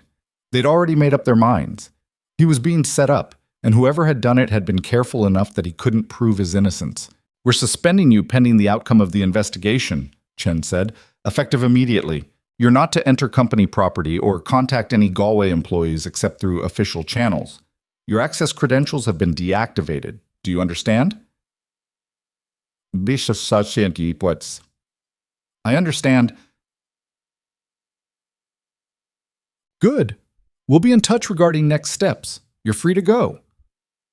Caleb walked out of the building in a daze. Suspended. Possibly about to be fired.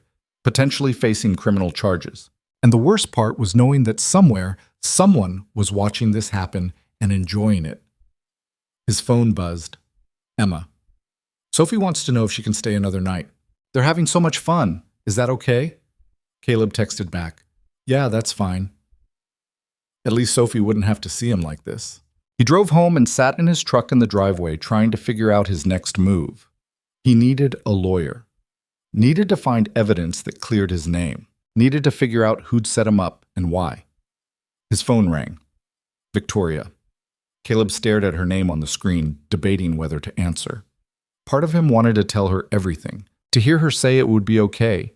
The other part knew that getting Victoria involved would only make things worse for both of them. He answered.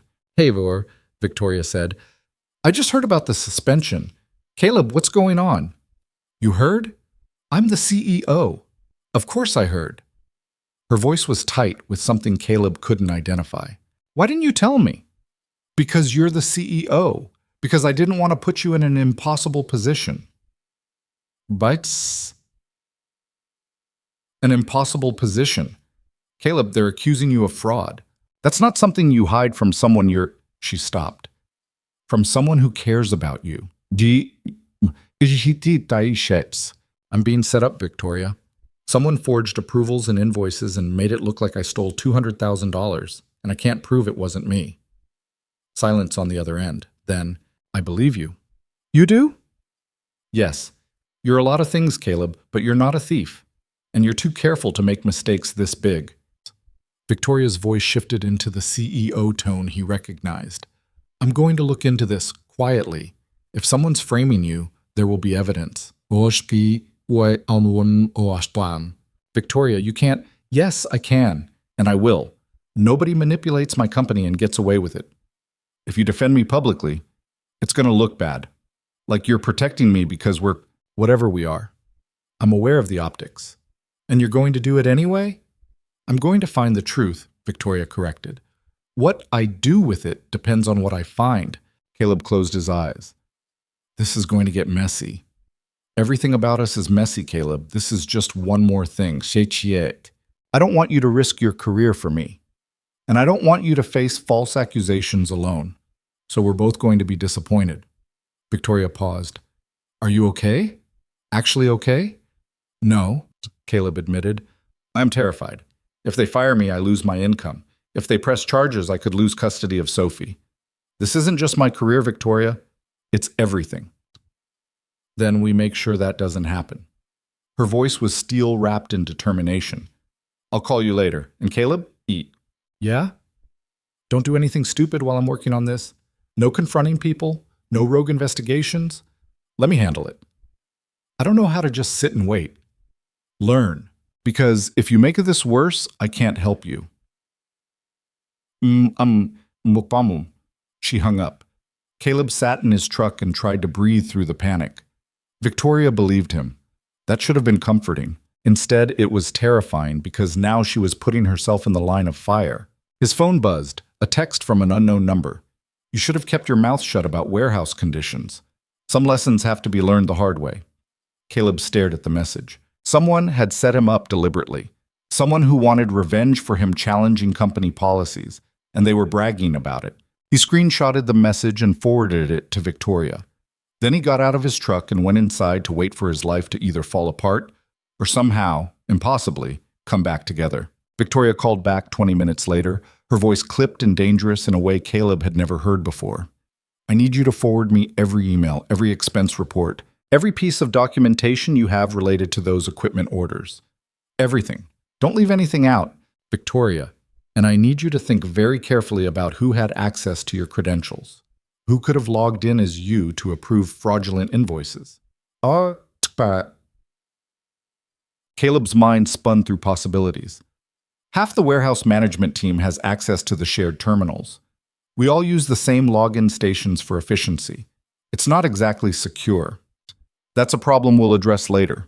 Right now, give me names. Martinez, Chen, Davidson, and Reynolds. They're all supervisors with the same clearance level I have. Anyone else?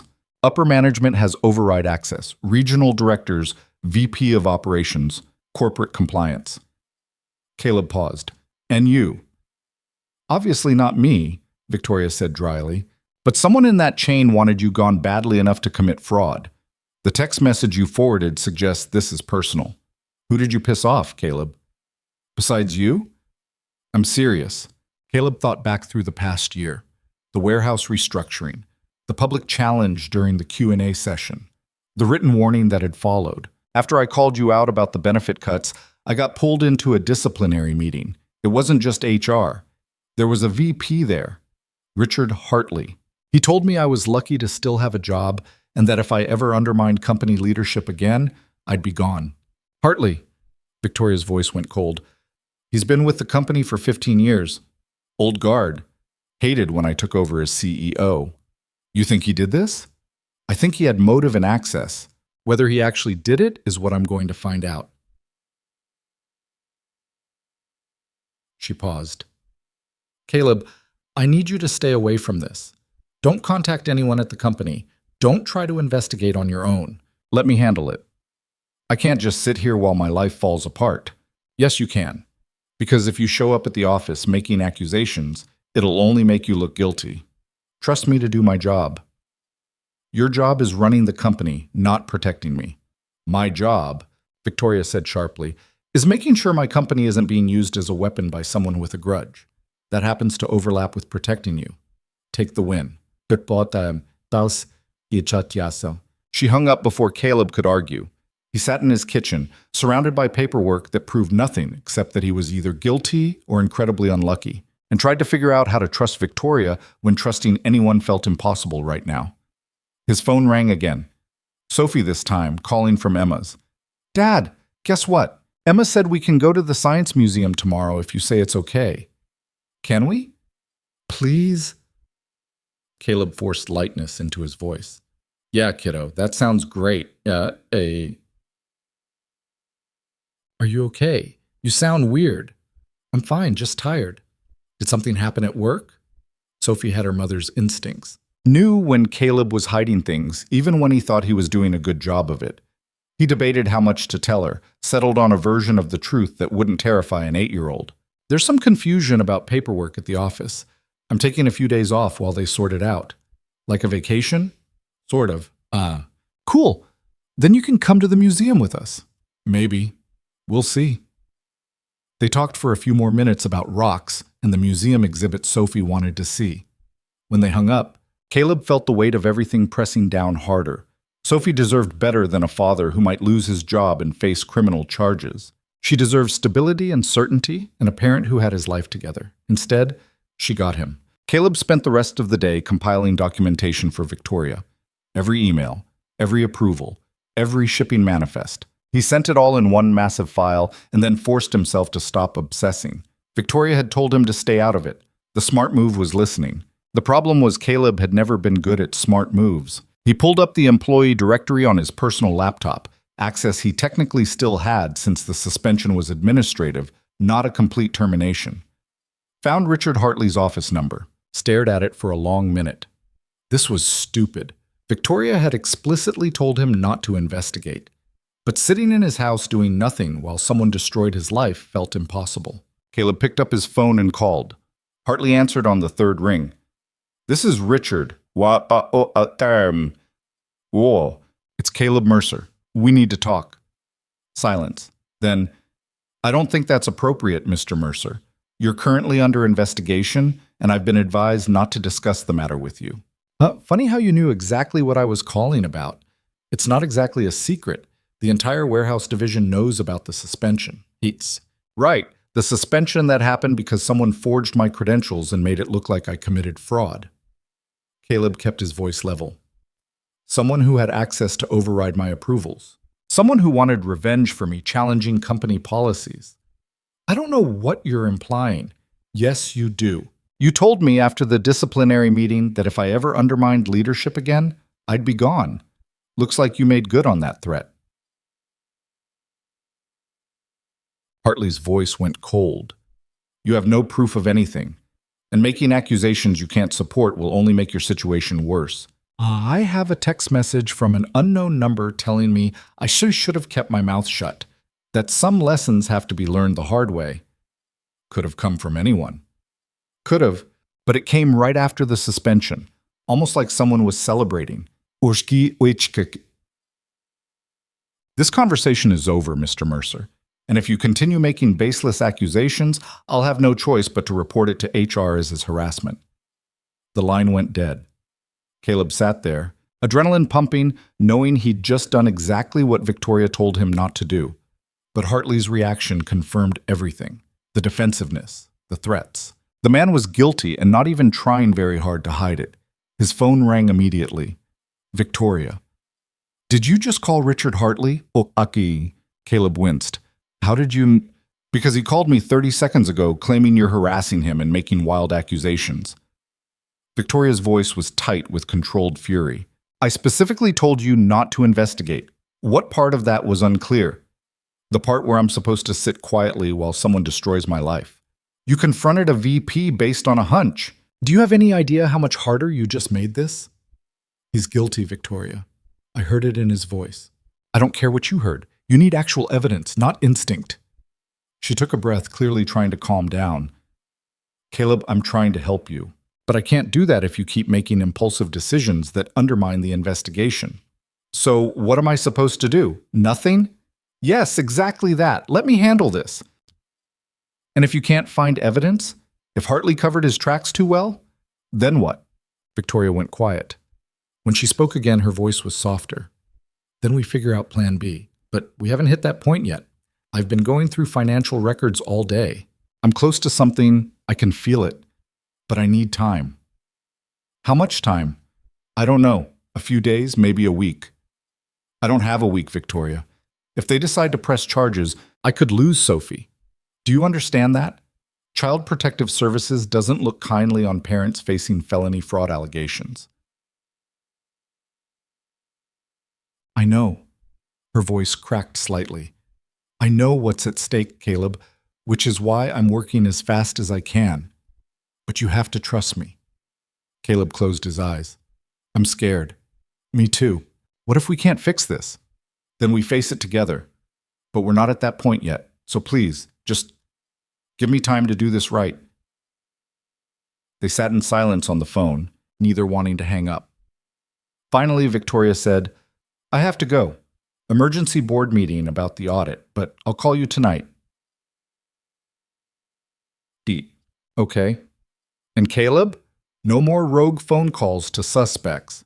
No promises. I'm serious. So am I, but I'll try. That's all I can ask. Victoria hung up. Caleb sat in his kitchen feeling like he was trapped in another elevator, except this time the emergency lights were off, and he couldn't see a way out. 3 days passed. 3 days of Caleb pretending everything was fine when Sophie came home from Emma's. 3 days of watching his daughter show him things from the museum and talk about school while he smiled, and nodded and tried not to think about what would happen if he lost his job and couldn't pay rent. Victoria called every night with updates. She'd found irregularities in Hartley's expense reports, discovered he'd been skimming money from multiple departments, not just the warehouse. Built a case that was solid, but not quite enough to prove he'd framed Caleb specifically. I need a direct connection, she said on the third night. Something that ties Hartley to those specific fraudulent invoices. Right now I can prove he's corrupt. I can't prove he set you up. Yee. What about the text message I got? Anonymous. Could have been sent from anywhere. Hartley's smart enough not to use his own phone. So we're stuck. We're close. There's something in the digital trail. I can see the shape of it, but I can't quite... Victoria trailed off. I'm missing something. Some piece that connects everything. Caleb thought back through every interaction he'd had with Hartley over the past year. The disciplinary meeting, the occasional tense encounters in the warehouse when Hartley did site inspections, the time Hartley had insisted on personally reviewing Caleb's expense reports after the restructuring incident. Wait, he reviewed my reports, Caleb said suddenly. After I challenged you publicly. Hartley said it was standard protocol following a disciplinary action, but he went through 6 months of my expense history personally. I thought he was looking for mistakes to use against me. He was learning your approval patterns, Victoria said, excitement creeping into her voice. Building a profile so he could forge approvals that looked legitimate. When did this happen? Last March, right after the disciplinary meeting. That's 2 months before the first fraudulent invoice. Victoria went quiet, and Caleb could practically hear her brain working. If he reviewed your records personally, there will be access logs, digital footprints showing when he logged into your file. And if the timing matches up with the fraudulent approvals, then you have your connection. I need to go. I'll call you back. She hung up. Caleb paced his kitchen, hoping desperately that this was the break they needed. An hour passed, then 2. His phone stayed silent. Finally, at almost midnight, Victoria called. I found it. Her voice was triumphant. Hartley accessed your personnel file 17 times between March and September. Every single access corresponds to a date within 48 hours of a fraudulent invoice being submitted. He was studying your approval signatures, learning the pattern, then forging documents that matched your style. That's enough? Combined with the financial irregularities in his own accounts and the timeline of the disciplinary action? Yes, it's enough. Victoria paused. I'm calling an emergency board meeting tomorrow morning. I'm going to present everything, the fraud, the setup, all of it. And I'm going to recommend Hartley's immediate termination and criminal investigation. But what about me? Full reinstatement, back pay for the suspension period, and a formal apology from the company. Her voice softened. You're clear, Caleb. It's over. Caleb felt his knees go weak. He sat down hard on a kitchen chair and tried to breathe through the relief. You did it. We did it. You gave me the final piece. I also made it harder by calling Hartley directly. Yeah, you did. Don't do that again. No promises. Victoria laughed. tired, but real. I need to prep for the board meeting. But Caleb? Yeah? Thank you for trusting me. I know it wasn't easy. Thank you for believing me when everyone else assumed I was guilty. I told you, you're a lot of things, but you're not a thief. They said goodnight. Caleb sat in his kitchen until well after midnight, just breathing and existing and letting himself believe that maybe everything was going to be okay. The board meeting happened the next morning. Caleb wasn't there. Wasn't allowed to be since it involved executive personnel matters. But Victoria called him afterward and recounted the whole thing with satisfaction in her voice. Hartley tried to deny it, said the access logs were circumstantial, that reviewing your file was standard protocol. Victoria sounded almost gleeful. Then I pulled up his personal expense reports and showed the board how he'd been embezzling for at least 3 years. Different departments, different methods, but the pattern was clear. He'd gotten greedy and sloppy. What did the board do? I terminated him immediately. Called the police. He's being charged with fraud and embezzlement. They're estimating he stole close to $500,000 over 3 years. And me? Full reinstatement effective immediately. The board voted to offer you a promotion to warehouse operations manager with a significant salary increase. Partially as an apology, partially because they're impressed you caught discrepancies their own auditors missed. Caleb blinked. A promotion? You're good at your job, Caleb, and you're honest, which apparently is rarer than it should be in corporate management. Victoria paused. There's one complication. What? The promotion means you report directly to me, which makes our relationship even more problematic from an HR perspective. Sugi? So what do we do? I've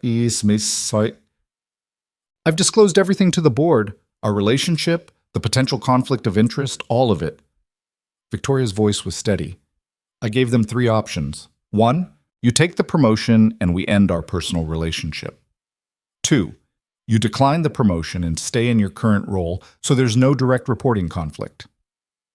3, you take the promotion and we continue our relationship but with strict oversight and transparency protocols. Caleb's throat tightened. What did you recommend? I told them the decision was yours, that I wouldn't ask you to choose between your career and your personal life. She took a breath. But for what it's worth, I want option 3, if you want it too. What does option 3 look like? Regular ethics reviews. Disclosure of our relationship to all relevant parties.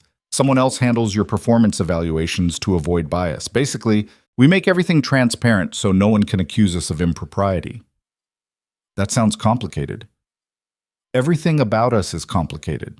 Caleb thought about Victoria sitting on Sophie's floor looking at rocks. Thought about holding hands in an elevator. Thought about the past 3 days of Victoria fighting for him when she could have just protected herself. Option 3, he said, if they'll allow it. They already approved it, contingent on your acceptance. Victoria's voice warmed. Welcome back, Caleb. Your first day as operations manager starts Monday. I don't know what to say. Say you'll have dinner with me tonight. Celebrate properly. I have Sophie. Bring her. We'll go somewhere she likes. She's going to be insufferable when she finds out we're officially together. I can handle insufferable. I work in corporate management. Caleb laughed, feeling lighter than he had in weeks. Tonight then, 6:30? I'll be there. They hung up. Caleb immediately called Emma to tell her everything. His sister screamed so loud he had to pull the phone away from his ear. I told you, Emma crowed. I told you Victoria was perfect for you. You set up a blind date. You didn't predict any of this. I predicted chemistry. The rest is just details. Emma paused. Are you happy, Caleb? Actually happy? He thought about it. Thought about Victoria and Sophie getting along. About having a job that paid enough that he didn't have to work doubles every week. About not being alone anymore. Yeah, he said. I think I am. Good. You deserve it. That night, Caleb took Sophie and Victoria to a diner that Sophie loved. One of those places with checkered floors and unlimited fries and milkshakes that came in metal cups. Victoria looked hilariously out of place in her business casual clothes. sitting in a vinyl booth across from an 8-year-old who was explaining the intricacies of the restaurant's dessert menu. The brownie sundae is the best, but only if you get it with peanut butter ice cream, not vanilla, Sophie said seriously. Trust me on this. I trust you, Victoria said. Peanut butter ice cream it is. And Dad always gets the banana split, but he never finishes it, so we end up sharing. That's because the banana split is enormous, Caleb protested. You just have weak dessert endurance. Victoria snorted. Sophie looked delighted at making her laugh. They ordered burgers and fries and the recommended desserts. Sophie talked nonstop about school and her rock collection and the upcoming science fair where she was planning to build a volcano. Victoria listened with genuine interest, asked questions, made suggestions about volcanic rock formations that sent Sophie into spirals of excitement. Caleb watched them together and felt something settle in his chest. This was real, messy and imperfect and real. After dinner on the drive home, Sophie fell asleep in the back seat. Victoria reached over and laced her fingers through Caleb's. Thank you, she said quietly. For what? For letting me be part of this. Your life. Sophie's life. I know it wasn't easy, bringing someone into what you've built. You made it easy, Caleb said. You showed up scared and did it anyway. That's all I needed. I'm still scared sometimes. That I'll mess this up. That I'll revert to being the Ice Queen CEO who doesn't know how to be human. Then I'll remind you. That's what we do. We remind each other we're allowed to be human. Victoria smiled and squeezed his hand. They drove in comfortable silence until Caleb pulled into his driveway. Victoria helped him carry Sophie inside and up to her bedroom. The kid didn't even wake up when Caleb got her into pajamas and tucked her into bed. Downstairs, Victoria lingered near the door like she wasn't sure whether leaving or staying was appropriate. You can stay, Caleb said, if you want, just to talk, or watch TV, or sit in the same room and exist. I want to stay, Victoria admitted, but I have an early meeting. You always have an early meeting. Fair point, she smiled. Okay, I'll stay for a bit. They ended up on the couch with terrible late-night television playing in the background, Victoria's head resting on Caleb's shoulder, his arm around her waist. It was domestic and ordinary and exactly what Caleb hadn't known he needed. Can I ask you something? Victoria said eventually. Always. When we were in the elevator, you said you felt alive for the first time in 3 years. Do you still feel that way? Caleb thought about it. I feel like I'm building something instead of just surviving. Like there's a future that isn't just getting through another day. He pressed a kiss to the top of her head. Yeah, I still feel that way. Good, because I feel it too. And it's terrifying and wonderful, and I don't want it to stop. Then don't let it. I'm not good at this, Caleb, at being vulnerable, at trusting people, at letting someone see the parts of me I've spent years hiding. I know, but you're trying. That's what matters. Victoria tilted her head up to look at him. What if I fail? What if I hurt you or Sophie because I don't know how to do this right? Then we'll figure it out together. That's what people do when they care about each other. They screw up and apologize and try to do better next time. That sounds exhausting. It is, but it's also worth it. Victoria kissed him then, slow and certain and full of promise. When they broke apart, she was smiling.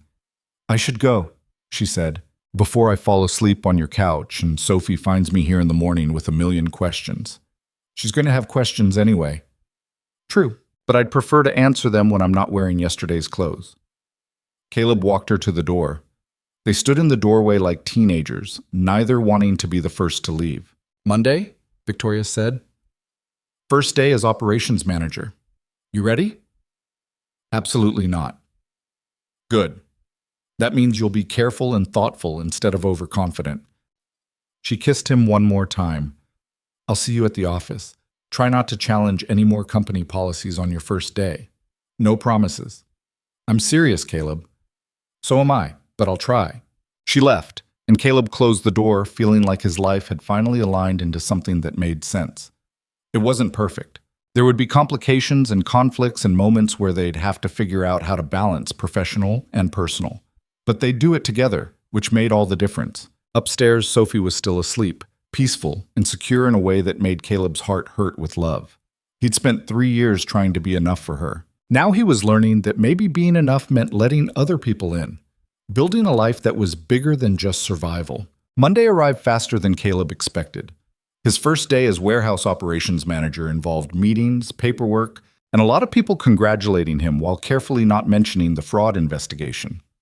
Victoria maintained perfect professional distance, called him Mr. Mercer in front of others, treated him exactly like any other manager, gave no indication they were anything beyond colleagues. But when she passed him in the hallway between meetings, she caught his eye and smiled, and Caleb felt the warmth of it carry him through the rest of the day. Weeks passed, then months. Caleb settled into his new role and discovered he was actually good at management when he wasn't constantly exhausted. The salary increase meant he could cut back on overtime, which meant more time with Sophie, more time with Victoria. They fell into a rhythm, dinners twice a week, sometimes at restaurants, more often at Caleb's house with Sophie. Weekends when Victoria would show up with coffee, and they'd spend mornings doing absolutely nothing productive while Sophie built elaborate rock displays or read her way through entire book series. Victoria still worked too much, still struggled with vulnerability, still occasionally reverted to Ice Queen CEO mode when she was stressed. But she was trying, and Caleb learned to recognize when she needed space versus when she needed someone to remind her it was okay to be human. 6 months after the elevator, Victoria showed up at Caleb's house on a Saturday morning with an unusual request. "I want to take you and Sophie somewhere," she said. "Okay. Where?" "Whoa. It's a surprise, but you'll need to pack overnight bags. We'll be gone until tomorrow evening." Sophie appeared in the doorway, already suspicious. "What kind of surprise?" "The good kind," Victoria promised. "Trust me?" Sophie looked at Caleb. Caleb looked at Victoria. They both shrugged and started packing. The surprise turned out to be a cabin in the mountains, 2 hours outside the city, surrounded by trees and quiet. Victoria had rented it for the weekend with the explicit purpose of forcing all 3 of them to disconnect from work and school and obligations. "No phones except for emergencies," she announced as they pulled up to the cabin. "No email, no work calls, no thinking about anything except being here." Sophie loved it immediately, ran around the property finding rocks and interesting sticks while Caleb and Victoria unloaded the car. Inside, the cabin was rustic but comfortable. Fireplace, full kitchen, big windows overlooking the forest. "This is nice," Caleb said, pulling Victoria into a hug. "What brought this on?" Bam. "I realized I've been working 60-hour weeks again, missing dinners, canceling plans." Victoria leaned into him. "I don't want to be that person. The one who's so focused on the company that I forget what actually matters. You're not that person." "I could be, easily. It's what I know." She looked up at him. "But I'm trying to learn something different, something better." They spent the weekend hiking and playing board games and cooking meals together that turned out mediocre but tasted amazing because they'd made them as a team. Sophie taught Victoria how to skip stones on the lake behind the cabin. Victoria taught Sophie about constellations. Caleb watched them and felt grateful in a way that made his chest ache. On Sunday evening, as they packed up to leave, Sophie hugged Victoria tight. "Can we do this again?" she asked. "Come back here?" "Absolutely," Victoria said. "Anytime you want." "Good, because I like having you around. You make Dad happy." Victoria's eyes got suspiciously bright. "He makes me happy too." The drive back to the city was quiet, all 3 of them tired in the best way. Sophie fell asleep in the back seat again, her standard move on any drive longer than 30 minutes. Victoria reached over and took Caleb's hand. "I love you," she said quietly. "I don't know if I've actually said that out loud yet, but I do. I love you and Sophie and the life we're building together." Caleb's throat tightened. "I love you too. Even when you work too much and forget to eat lunch and try to manage emotions like they're quarterly reports. Especially then?" "Especially then." They got back to Caleb's house late.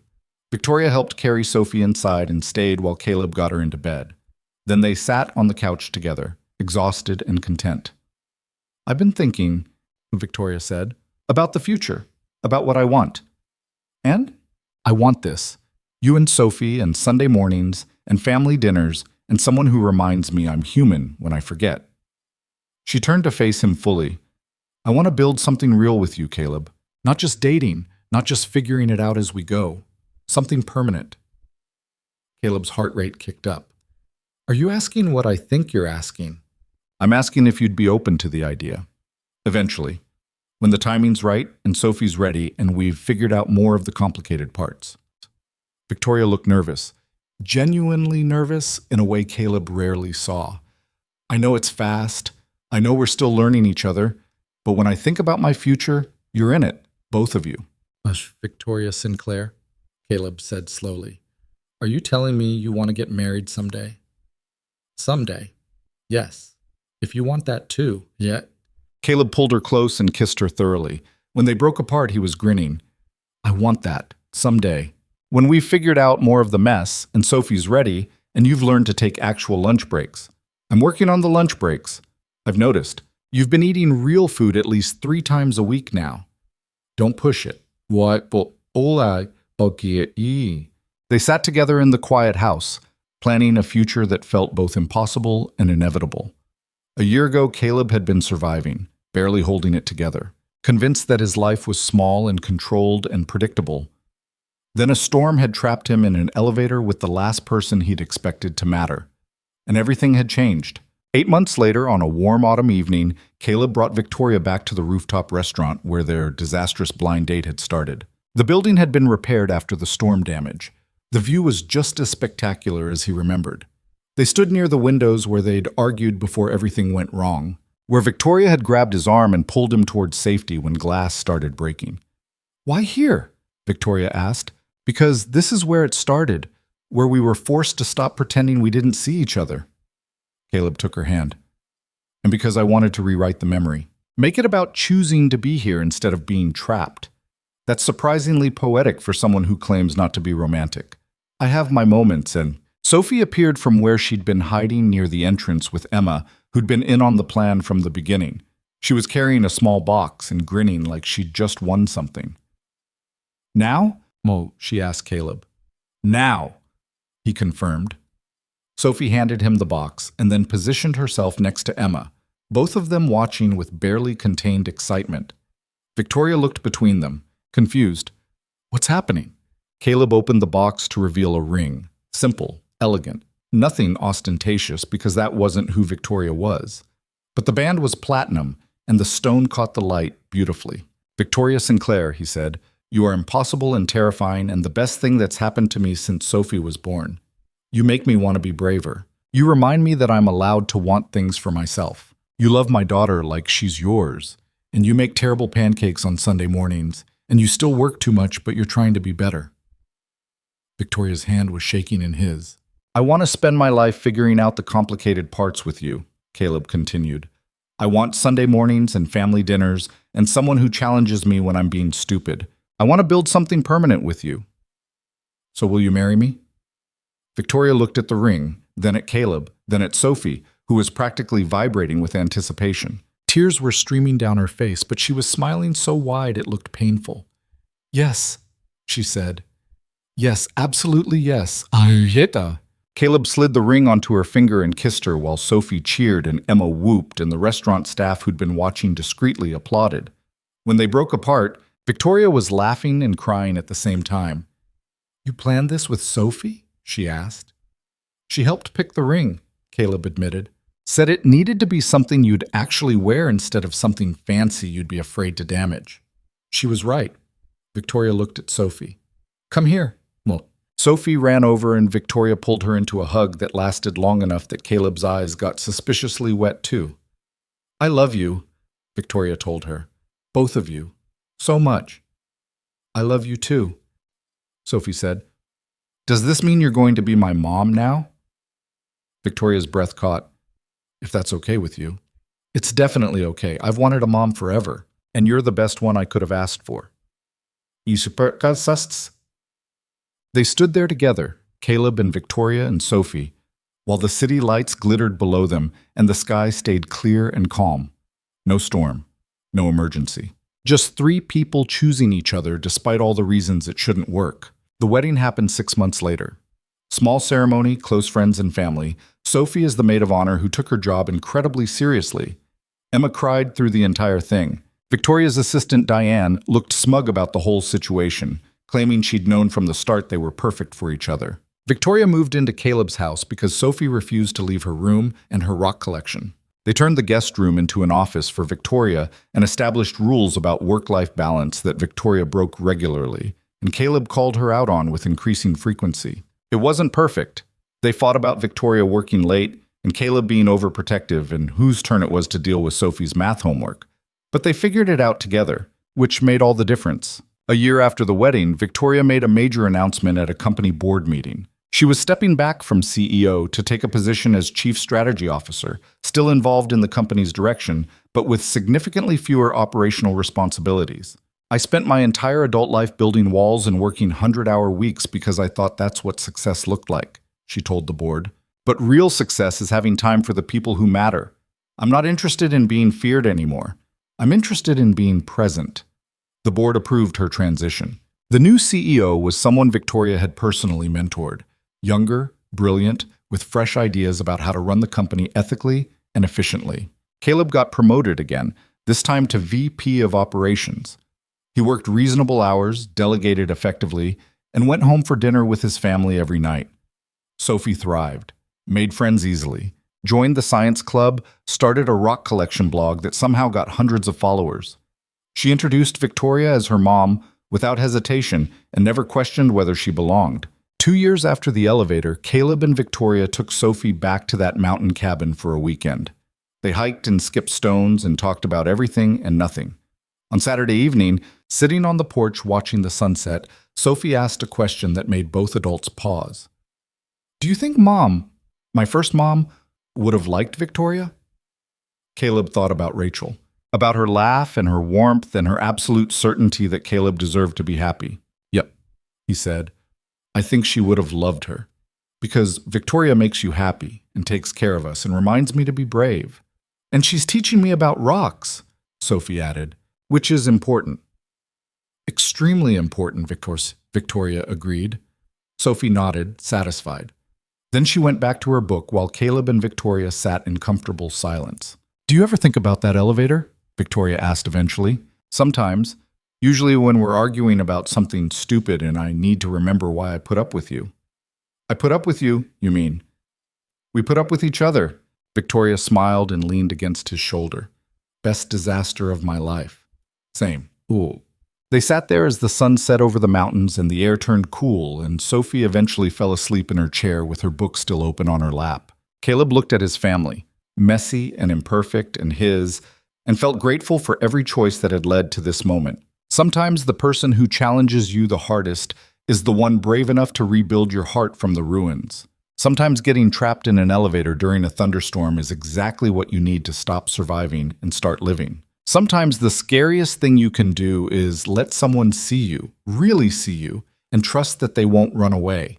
Victoria had learned that being vulnerable wasn't weakness. Caleb had learned that he didn't have to carry everything alone. Sophie had learned that family wasn't just biology. It was choosing each other every day, even when things got hard. And together, they'd learned that perfect was overrated.